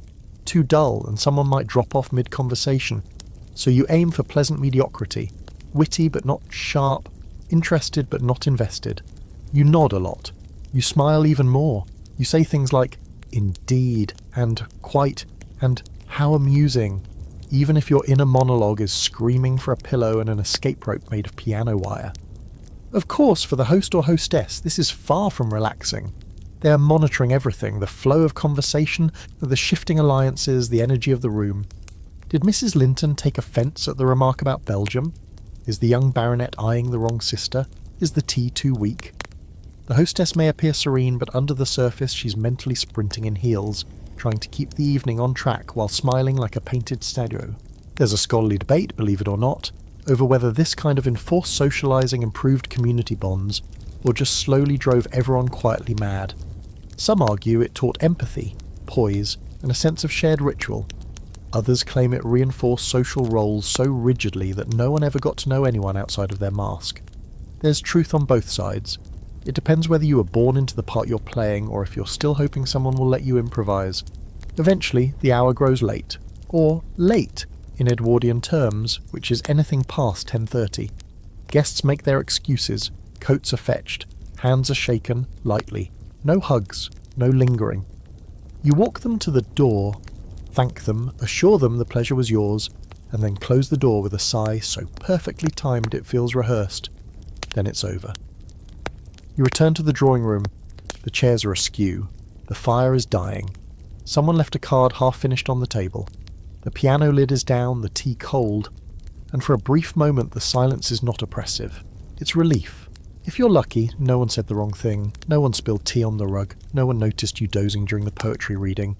You survived the evening, with your dignity intact and your shoes still on, while the family lounges upstairs with their teacups and tactfully edited small talk. Another dinner is unfolding deep in the belly of the house, one you won't find mentioned in the court circular. This is the servants' dinner, held not in candlelight but beneath gas lamps that hiss faintly overhead. There's no bone china, no engraved name cards, no butler with a ruler measuring fork placement. But make no mistake, this meal has its own formality, its own pecking order, and more than its share of unspoken rules. It usually begins sometime between 7 and 8 o'clock after the family's dinner has been served, cleared, and the kitchen returned to a semblance of sanity. The timing varies depending on how elaborate the upstairs menu was. If the cook has just managed a 10-course symphony complete with ornamental aspic and flaming pudding, the staff might eat late, tired, and mildly resentful. If it was a light supper, cold meats and soup, then dinner comes earlier, and everyone's in a marginally better mood. The dining space is the servants' hall. Long table, mismatched chairs, linoleum or bare wood underfoot, and a large fireplace that usually smokes just a little. There are no floral arrangements. The walls might be adorned with a faded print or two, a pastoral scene, or maybe Queen Victoria looking vaguely disappointed in everyone. But the real decoration here is noise. Laughter, muttering, chair legs scraping the floor, the rattle of cutlery not bound by etiquette. Seating is strict, and everyone knows where they belong. The butler sits at the head of the table, even here. On his right, the housekeeper, regal in black bombazine, her keys jangling softly as she lowers herself into her chair. Then come the senior staff, the cook, the lady's maid, the valet, the first footman. Further down sit the younger housemaids, kitchen staff and scullery maid, who often eats in the kitchen itself or waits until everyone else has finished. The food is hearty and plain. None of the artistic flourishes from the family's table make it down here, and that's just fine. Plates are piled with roast beef, mutton stew, boiled potatoes, cabbage or turnips depending on the season, and plenty of bread. Gravy is served from a large jug, not a silver boat, and everyone pours their own. Dessert, if it appears, is likely something like spotted dick or bread pudding, thick, warm and unapologetically brown. And yet the meal is not without rules. You don't speak until grace is said, not by a vicar, but often by the butler or housekeeper, delivered quickly and without much piety. You don't interrupt the senior staff, even if they're loudly wrong about something. You don't reach across the table, you certainly don't slouch, and you eat what you're given. Complaining about the food is not just rude, it's unwise. The cook may be overworked and underpraised, but she has ears like a hawk and a long memory. Cross her, and you might find your next slice of pie mysteriously smaller than everyone else's. Still, it's the most relaxed point in the day. Faces that have held polite blankness for hours begin to soften. Laughter bubbles up, especially down at the junior end of the table where the footmen and housemaids sit. There's teasing about who spilled what, who nearly tripped over the cat, who's been seen brushing their hair a little too often when a certain someone walks by. There are whispers about the guests upstairs, who look tired, who look bored, who look like they might have had one sherry too many. And gossip, of course. This is where it thrives. Someone's seen a note exchanged between the second housemaid and the gardener's boy. Someone else swears they overheard the cook arguing with the grocer again. The underbutler knows which guest asked for hot water 3 times last night and what that probably means. The housekeeper says nothing, but she hears everything, and her raised eyebrow at a too loud whisper is enough to end the conversation mid-sentence. Here's a curious historical footnote. Some large houses actually employed a servant called the hall boy, a sort of apprentice to the household, who did every grim, thankless job imaginable. Emptying chamber pots, scrubbing boots, fetching coal, running errands for everyone. At meals, he didn't even sit at the table. He stood and waited until the rest had finished, then ate whatever was left, often in the scullery alone, a single rung below the scullery maid, if that gives you an idea. And yet, that position was a foot in the door. Many butlers and valets began their careers that way, enduring years of cold stew and blisters in the name of eventual authority and a decent waistcoat. Despite the hierarchy, camaraderie sometimes forms. A joke here, a shared glance there. The long hours forge unlikely bonds. The lady's maid might secretly pass the kitchen maid a second helping of pudding. The first footman might sneak the scullery girl an extra slice of ham when the cook isn't looking. These small kindnesses don't erase the class divide, but they stitch something human into the day's rigid fabric. Of course, not everyone is friendly. Rivalries exist. The lady's maid and the housemaid may be locked in a quiet war over some imagined slight. The undercook might nurse a grudge because the kitchen maid got a compliment last Thursday. The footman, competitive by nature and fashion, can be downright savage when it comes to polishing boots or tying cravats.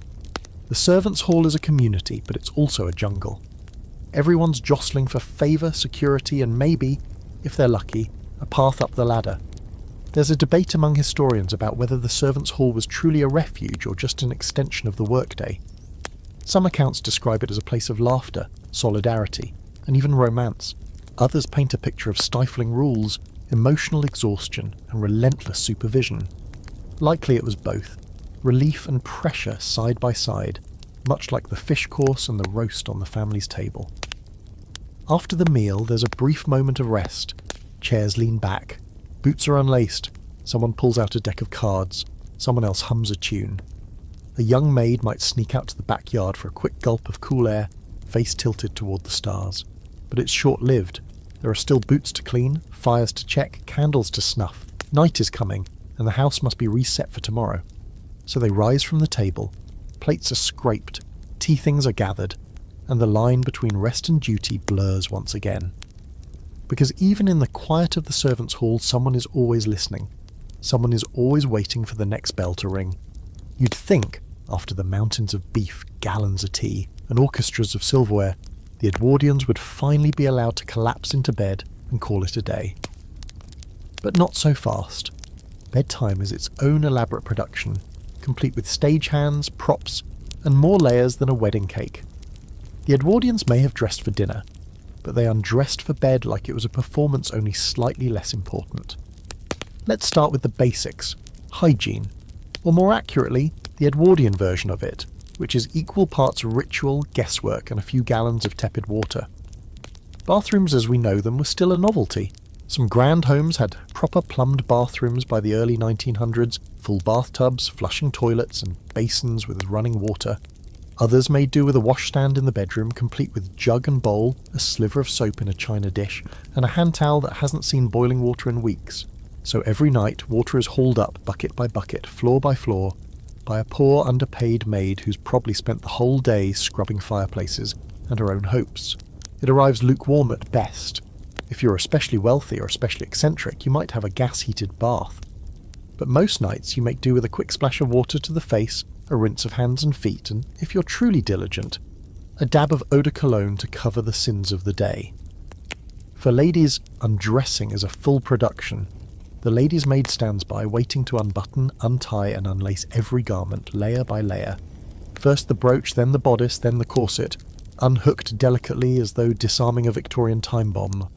Petticoats are peeled away, stockings rolled down, and hair is brushed out. 50 to 100 strokes depending on the advice column your maid secretly read.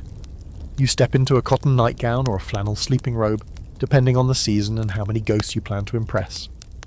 The maid lays out a bed jacket, just in case you're seen during a nighttime emergency. You don't want to face a hallway fire in your nightie. There's dignity to maintain, even mid-crisis. Then you climb into a high-curtained bed, and if you're in the countryside, you may have a warming pan or hot water bottle nestled at your feet. Otherwise, it's just cold toes and prayers that the blankets, multiple, heavy, woolen, don't suffocate you in the night. Gentlemen have it a bit easier. The valet handles undressing, coat off, cufflinks removed, cravat unknotted. He might lay out a smoking jacket for a final cigar on the balcony.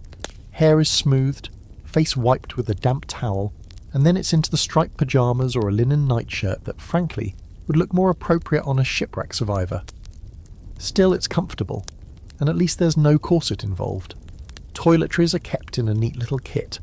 A toothbrush with a bone or ivory handle, a pot of tooth powder, gritty and vaguely minty, a comb, a tiny bottle of tonic for the hair.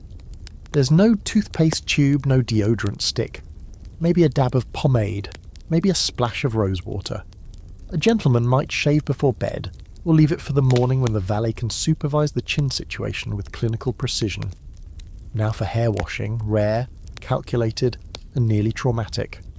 For women it's done weekly at best, sometimes less, using rainwater if possible, or boiled water mixed with Castile soap, egg yolks, or even brandy. Hair is dried by the fire, or, if you're terribly modern, using one of those newfangled hair drying machines that look like a cross between a bicycle pump and a torture device. Men wash their hair more often, usually with soap or vinegar, though opinions vary on whether that improves anything. Toilets or water closets are not always conveniently placed. If your home has one, congratulations, you live in the future. If not, you're still relying on the good old chamber pot, discreetly tucked under the bed or in a small cupboard. If you're a lady, the maid will empty it in the morning. If you're a man, the valet handles it, unless he's new, in which case you get to explain the protocol without looking directly at him. But the evening doesn't end with hygiene. There are rituals to be followed. The lady might read a bit of a devotional, or an improving novel, carefully propped up in bed with bolsters. She might sip a little warm milk or take a tonic recommended by her cousin's doctor's wife's niece. The gentleman might read the newspaper, mutter about politics, or write a short note to the steward. Occasionally letters are written. Thank yous, condolences, a quick inquiry about the availability of trout for next Friday's luncheon. Letter writing is its own form of prayer. Here's a curious little quirk. Some Edwardians believed that sleeping with a window open, even in winter, was good for the constitution. So while the fire blazes in the hearth, the maid cracks a window just slightly, letting in a chill that cuts through the room like a knife made of fog. You shiver under layers of bedding and tell yourself it's healthy. There's also the matter of locks. Bedroom doors are often locked at night, especially by ladies who value privacy or who have read one too many novels about nighttime visitors. Some even keep bells by the bedside, small handbells, to ring if they need the maid or if something dreadful happens, like running out of handkerchiefs or seeing a mouse. Finally, with the fire dimmed, the lamp snuffed, and the doors bolted, the house settles into its slow nightly exhale. The creak of floorboards, the occasional distant cough, the tick of a mantel clock. You roll over, sigh, and pull the heavy covers up to your chin. Sleep isn't just a biological need, it's part of the daily theatre. You rest as you live, properly, quietly, and with a sense of dignified exhaustion. There's a scholarly debate over whether all these nighttime rituals were comforting or oppressive. Some argue they offered structure and familiarity in an unpredictable world. Others point to the physical discomfort of corsets, freezing water, and the exhausting need to be composed even in the dark. Perhaps it was both. Sleep was the only place one could truly let go, if only for a few hours. Downstairs, the maids finish the last of the cleaning. The cook finally hangs up her apron, the hall boy empties the slop pails, and the butler checks the locks one final time before disappearing into his own modest chamber. And above, the house sleeps, layered in linen, wool, and class expectations, each occupant curled up in their own silence, waiting for morning's first bell to ring, and the show to begin again. Mornings in an Edwardian household don't so much begin as they assemble themselves. They start before you're even awake, with the silent choreography of servants tiptoeing through the corridors like ghosts with mops. Long before the lady of the house stretches beneath her mountain of quilts, or the master groans at the chime of the mantel clock, the house has already begun to stir, creak, and polish itself into another day of precision. The first to rise is the scullery maid. Poor thing, she's up in the freezing dark, often around 5, to start scrubbing the kitchen range and lighting the fires. If you think your job is tough, imagine hauling coal in your nightgown before the sun's even considered clocking in. She moves quietly through the kitchen like a soot-covered mouse, prepping for the cook, washing last night's pans and boiling water by the gallon for every other servant who thinks hot water just magically appears in jugs. Next comes the kitchen maid, yawning and rubbing her eyes but moving fast because the cook likes punctuality, silence and proper posture, even when chopping onions. The range is going, the smell of baking bread starts to fill the air, and the servants' breakfast, their modest crumbly salvation, is on its way. Upstairs, the housemaids get moving. Their job is to sweep through the bedrooms like an invisible breeze.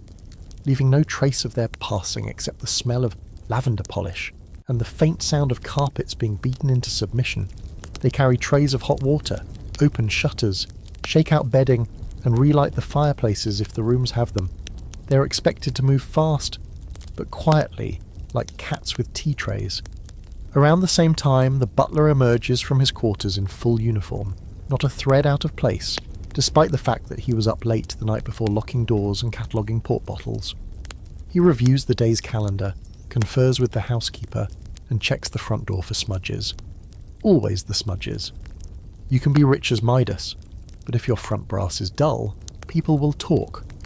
By now the lady's maid is knocking softly at the mistress's door, carrying a tray with her morning tea, weak but hot, served with 2 lumps of sugar and just a whisper of cream. She lays out the day's undergarments, brushes out the hair from last night's routine, and sets out 2 or 3 possible dresses. It's only breakfast, but she still needs to look effortlessly presentable. The lady might chat. She might sit quietly while her maid laces up her corset tighter than the laws of nature allow. Either way, she'll be downstairs by 8:30, prepared to ask after the weather with the calm authority of a duchess reviewing troop movements. The gentleman's valet, meanwhile, is doing his own brand of quiet magic, warming the shaving water, laying out the day's suit, brushed, pressed, and smelling faintly of cedar and starch. He polishes the boots if needed, helps with the cufflinks, advises subtly against the green tie the master always insists on wearing, but never quite pulls off. Once dressed, the master might glance at the newspaper left beside his teacup, carefully ironed by the butler to remove creases, in case you're wondering whether anything is ever done halfway in this house. Then comes the formal breakfast, not the servant's meal, which was scarfed down an hour ago with barely a grunt. No, this is the family's version. In wealthier homes, it's served in the breakfast room, light-filled, quiet, and reeking of marmalade and respectability. The family trickles in one by one, greeting each other like distant diplomats sharing a continent. No shouting, no rushing, just gentle morning civility. The table is a spread of promise: eggs, sausages, porridge, kippers, grilled tomatoes, toast in silver rack, which is always slightly cold, because that's how toast works when it's given the royal treatment. There's also coffee, tea, and orange juice. For the daring few who believe in fruit before noon. The butler serves, assisted by a footman, who stands as straight as a hat stand and speaks even less. Conversation is minimal. The newspaper rustles. A few observations are made about the garden or the latest letter from Cousin Maud. No one discusses anything too dramatic. Mornings are delicate, and Edwardians believed in easing into the day like you're soaking into a lukewarm bath. Now let's flip perspectives. Downstairs, while all this quiet elegance unfolds, the remaining staff are scrubbing floors, polishing brass, and setting up for the next meal. Breakfast isn't a pause, it's just a marker in the schedule.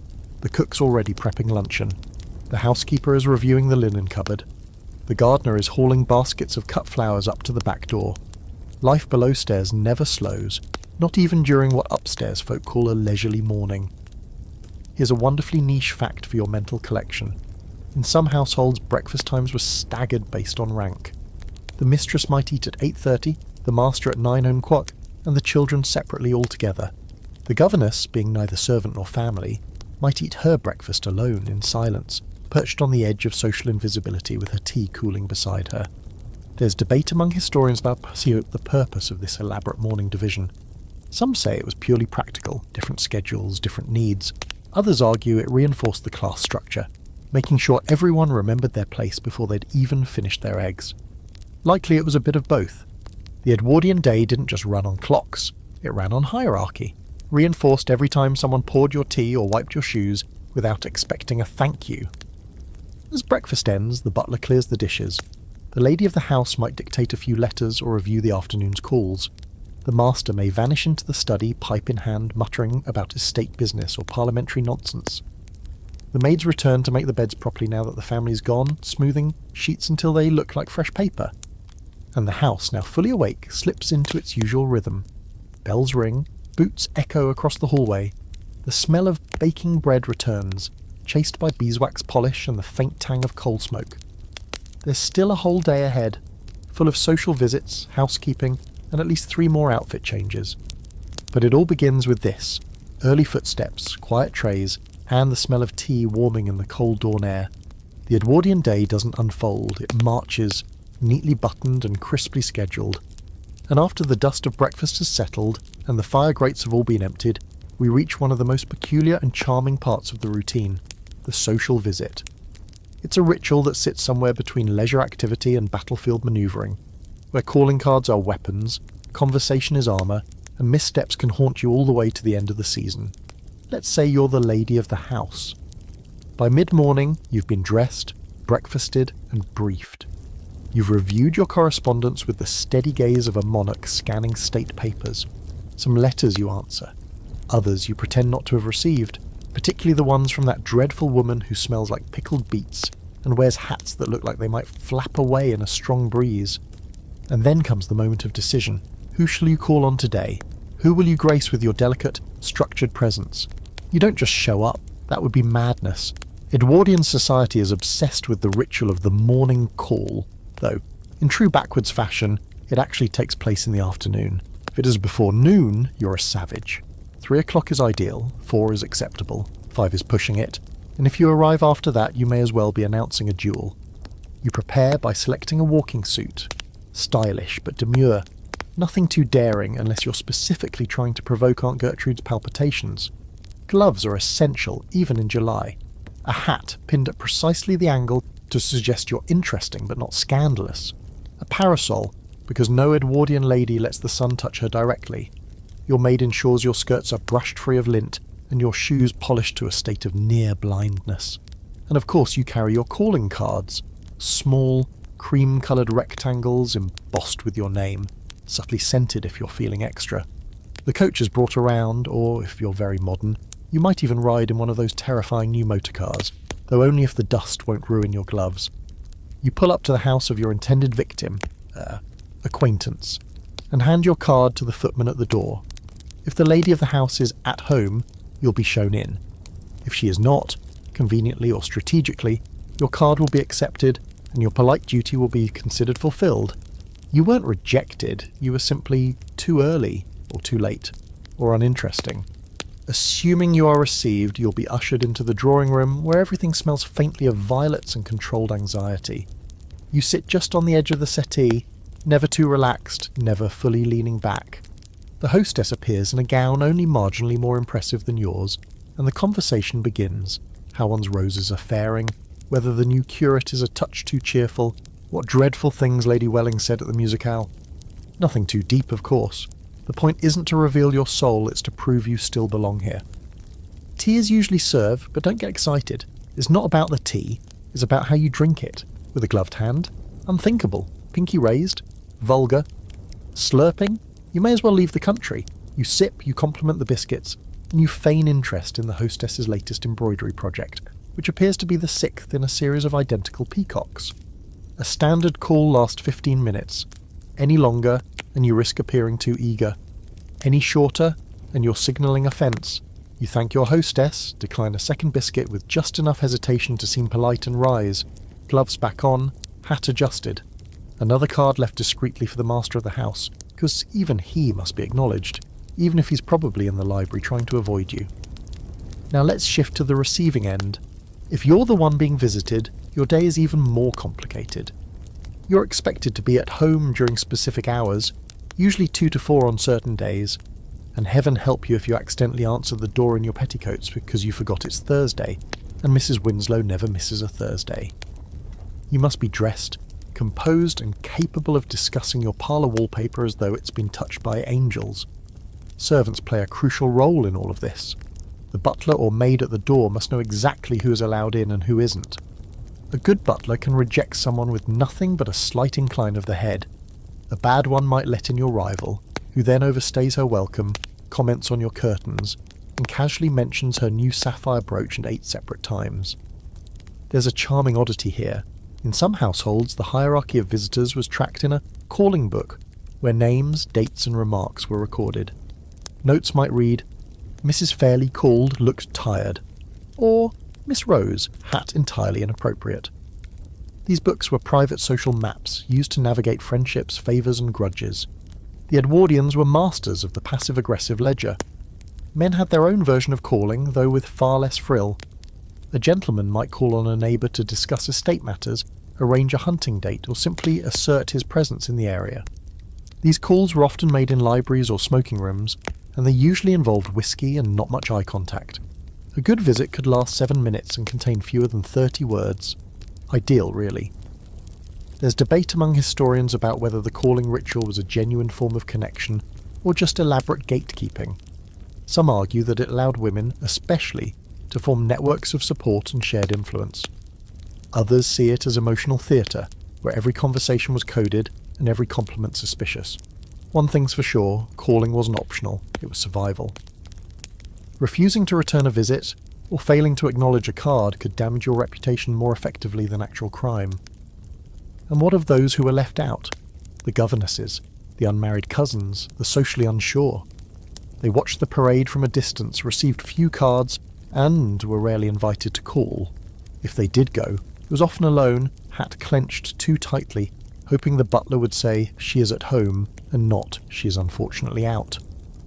The line between belonging and being politely ignored was very, very thin. As the afternoon wanes and the tea sets are cleared, the lady of the house removes her hat, kicks off her shoes beneath the chaise longue, and finally exhales.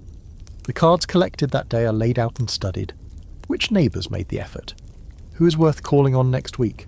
Who is slowly sliding down the invisible ladder of respectability? And outside, in parlours and drawing rooms across the countryside, others are doing the same, reading the clues, interpreting the silences, and planning their next move in this slow, civilised chess game of society. Let's take a moment to step outside, shall we? Not just beyond the front door, but beyond the velvet-curtained drawing rooms, the thudding of servant boots, and the endless parade of teacups.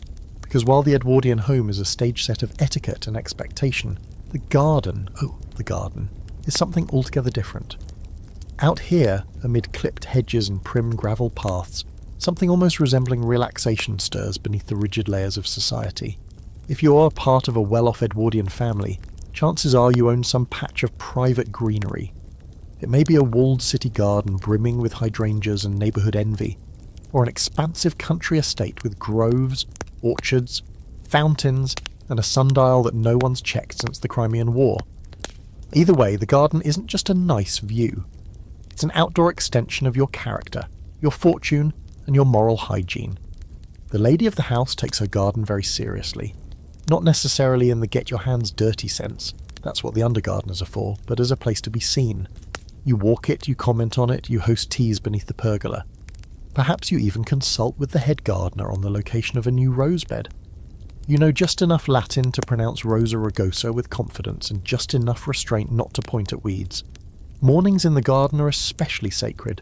There's dew on the grass, bees on the lavender, and the faint sound of someone far off trimming box hedges with the focused joy of a man who never wants to speak to another human being. You take your parasol and a book you won't read, walk in measured strides along the crushed stone path, and feel very proud of yourself for engaging with nature, just not too directly. Children are sometimes allowed in the garden, but only under strict supervision. Running is tolerated, shouting is not. Climbing trees is right out, unless you're a boy under the age of 10 and have a governess with a forgiving heart. Most children are steered toward the neatly maintained lawn or sent to the rose arbour, where they can pretend to have picnics with dolls and be lectured on the classical origins of the daffodil. And speaking of picnics, there's no such thing as a spontaneous one in Edwardian England. Every picnic is a production.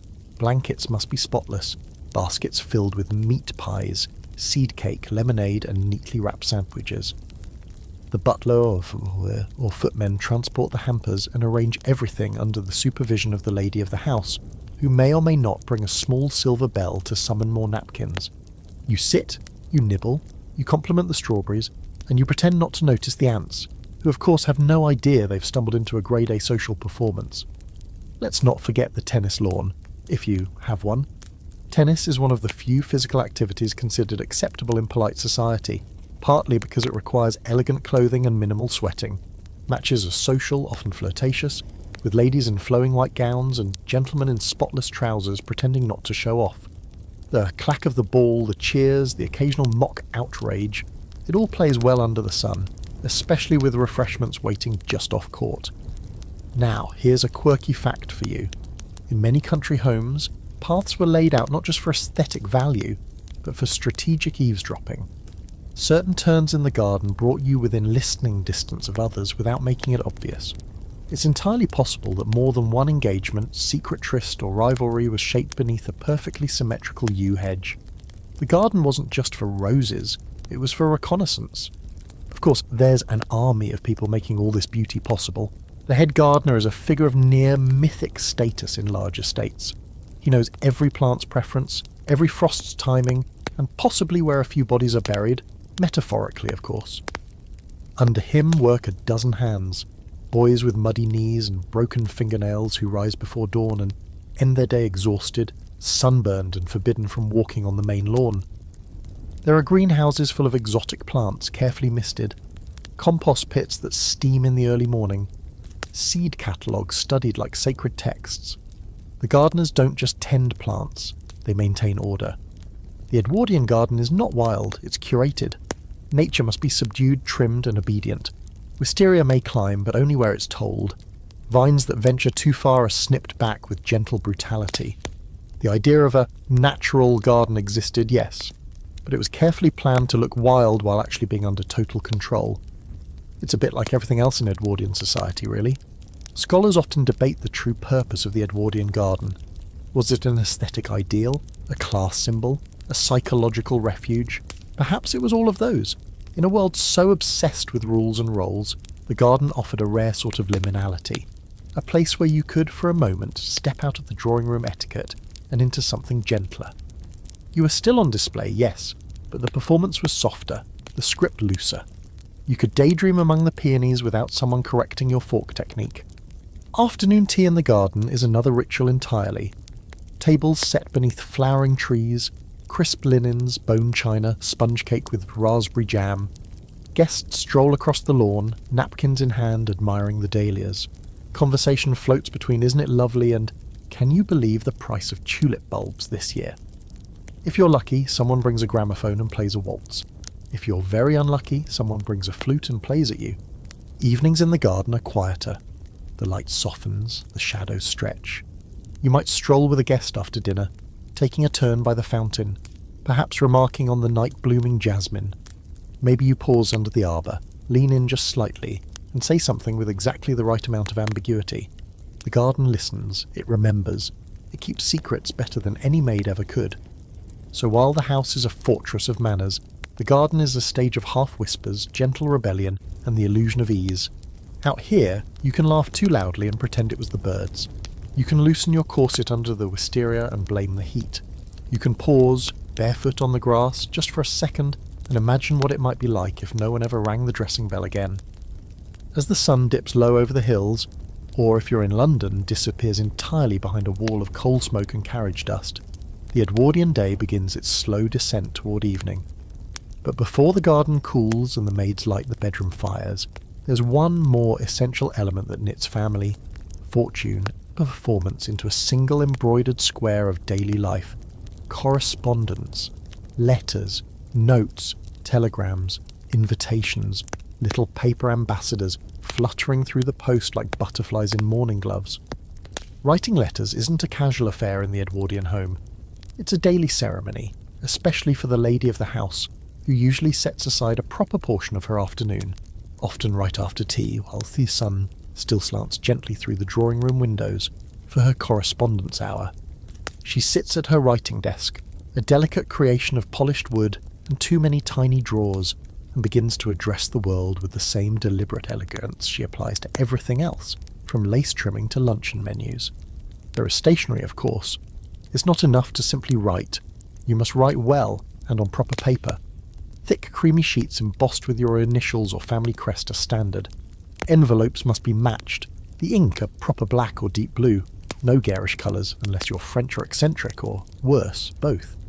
Some ladies scent their letters with a discreet touch of perfume. Others press a flower inside, carefully dried and wrapped in wax paper. Every detail speaks. Every flourish whispers, "I am a person of taste, standing exactly where I should in the world." The letters themselves range from polite obligation to barely restrained longing. Invitations to dinner are phrased in the most indirect way possible. We should be most pleased if you would join us for a modest supper on the evening of the 19th, weather and schedules permitting. Condolences are formal and floral. Please accept our most sincere regrets for your recent loss. We think often of your late husband's fondness for trout. And then there are the love letters, carefully coded and layered with metaphors so thick you'd need a pickaxe to find the actual emotion. Men write letters too, of course, but with a bit less flair. The master of the house might sit in his study after a port-laced dinner, scratching out notes to the solicitor, the estate manager, or the editor of the Times if he feels society is drifting too far into chaos. He uses heavier paper, probably ivory-toned and smelling faintly of ink and cigar smoke. His handwriting is large, a bit impatient, and just formal enough to be respectable. He never adds flourishes, he never underlines. One curious footnote. It was considered bad form to write on both sides of the paper unless you were sending a truly long letter. Why? Because it made the page look crowded, and cluttered paper, like cluttered anything, was a sign of disorder. A short letter with a blank back suggested confidence and clarity. A full sheet front and back, slightly desperate, possibly too French. Then there are the telegrams, those jittery little bursts of urgency. Delivered by uniformed boys on bicycles, telegrams carry a weight far beyond their short-clipped words. No one ever receives a telegram without bracing themselves. They're rarely used for casual updates. Instead, they bring births, deaths, train times, and the occasional awkwardly phrased love confession sent across miles of wire with the emotional precision of a drunk pigeon. A typical telegram might read, "Arrive, Tuesday stop, please have room ready. Stop mother with me, stop!" And just like that, you've lost a week of peace and your best guest towels. The cost of each word means messages are brutally concise. Sentiment is boiled down to the barest flavour. Love always is extravagant. Regards is more common. May need bail is sadly not unheard of, especially among certain aristocratic nephews with an affection for Paris. Back to the lady at her desk. She might spend the better part of an hour responding to invitations, thanking someone for a luncheon she secretly hated, or declining a gathering with carefully veiled regret. We find ourselves otherwise engaged that evening could mean anything from "I have a prior obligation" to "I'd rather dine with the cat." The key is to remain gracious while offering absolutely no hint of your real thoughts. Children are sometimes made to write thank you notes as practice for later life. A 6-year-old may be found labouring over "Dear Aunt Lavinia, thank you for the book about birds," while the governess corrects spelling and posture in equal measure. These little notes aren't just cute, they're training. Being properly grateful in writing is as vital as learning to curtsy or butter toast without making a sound, and of course the servants are involved too. Letters must be carried to the nearest postbox, or, in grander homes, given to the footman or coachman to deliver directly. Incoming post is sorted by the butler, placed on silver trays and delivered with morning tea. There's an entire economy of paper movement happening behind the scenes, mostly invisible and yet completely essential. Without it, society would collapse under the weight of unanswered invitations and unattended funerals. There's ongoing scholarly debate about whether all this letter writing served any emotional purpose or was merely social maintenance. Some suggest the ritual allowed people, especially women, a voice and influence they couldn't otherwise express. Others argue it was simply one more performance, words bent into shape like corseted sentences, sent out not to connect but to maintain appearances. Perhaps, again, it was both, a cage made of lovely stationery. As dusk rolls in, letters are sealed with wax, ink blotted, envelopes stacked in neat bundles. The lady rings for the maid. "Please have these sent," she says, gesturing toward the pile that holds a dozen carefully wrapped social negotiations. And off they go, notes to old friends, cautious flirts, grudging thank yous, quiet griefs, all folded and vanished into the postbag. And somewhere else, far from the parlour, far from the garden, far from the calligraphy and the etiquette, a young woman in a smaller house opens a letter addressed in perfect handwriting. She reads the words slowly, twice, then 3 times.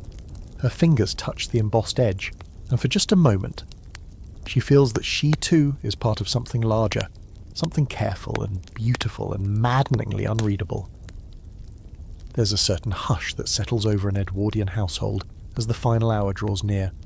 Not just physical quiet, the servants already tiptoeing through their final tasks, the drawing room fires burning down to thoughtful embers, but an emotional stillness too. The performance of the day, polished and presented like a glass dome full of butterflies, is complete, and before the curtain drops entirely, there's one more act to close out this carefully orchestrated life: reflection. You might think this is the part where everyone goes to sleep and the house finally rests, but no. First comes the review, the rehearsal of what has been and what must still be done.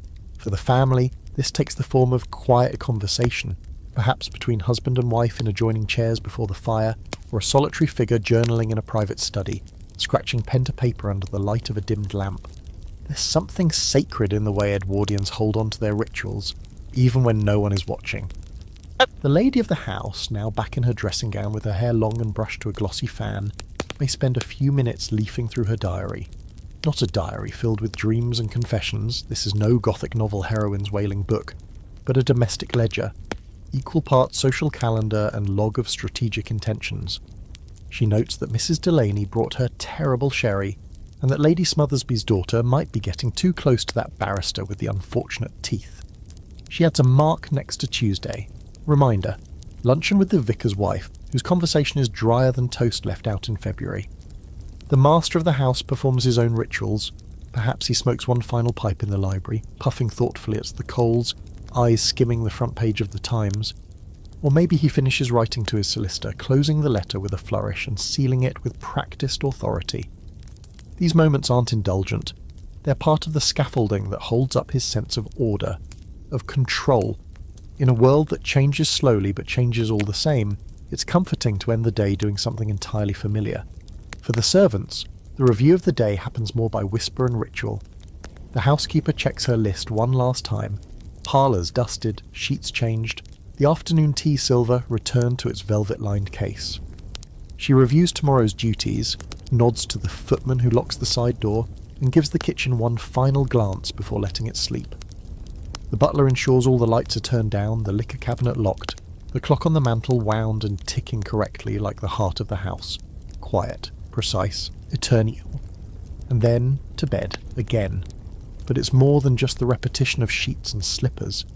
It's the carrying of memory, of a full day's worth of words, gestures, glances, judgments, and silences. It's the emotional weight that hides beneath every perfectly tied cravat and polished boot. The things that were said, the things that should have been said. The tiny victories and the private defeats. The servant who finally impressed the cook.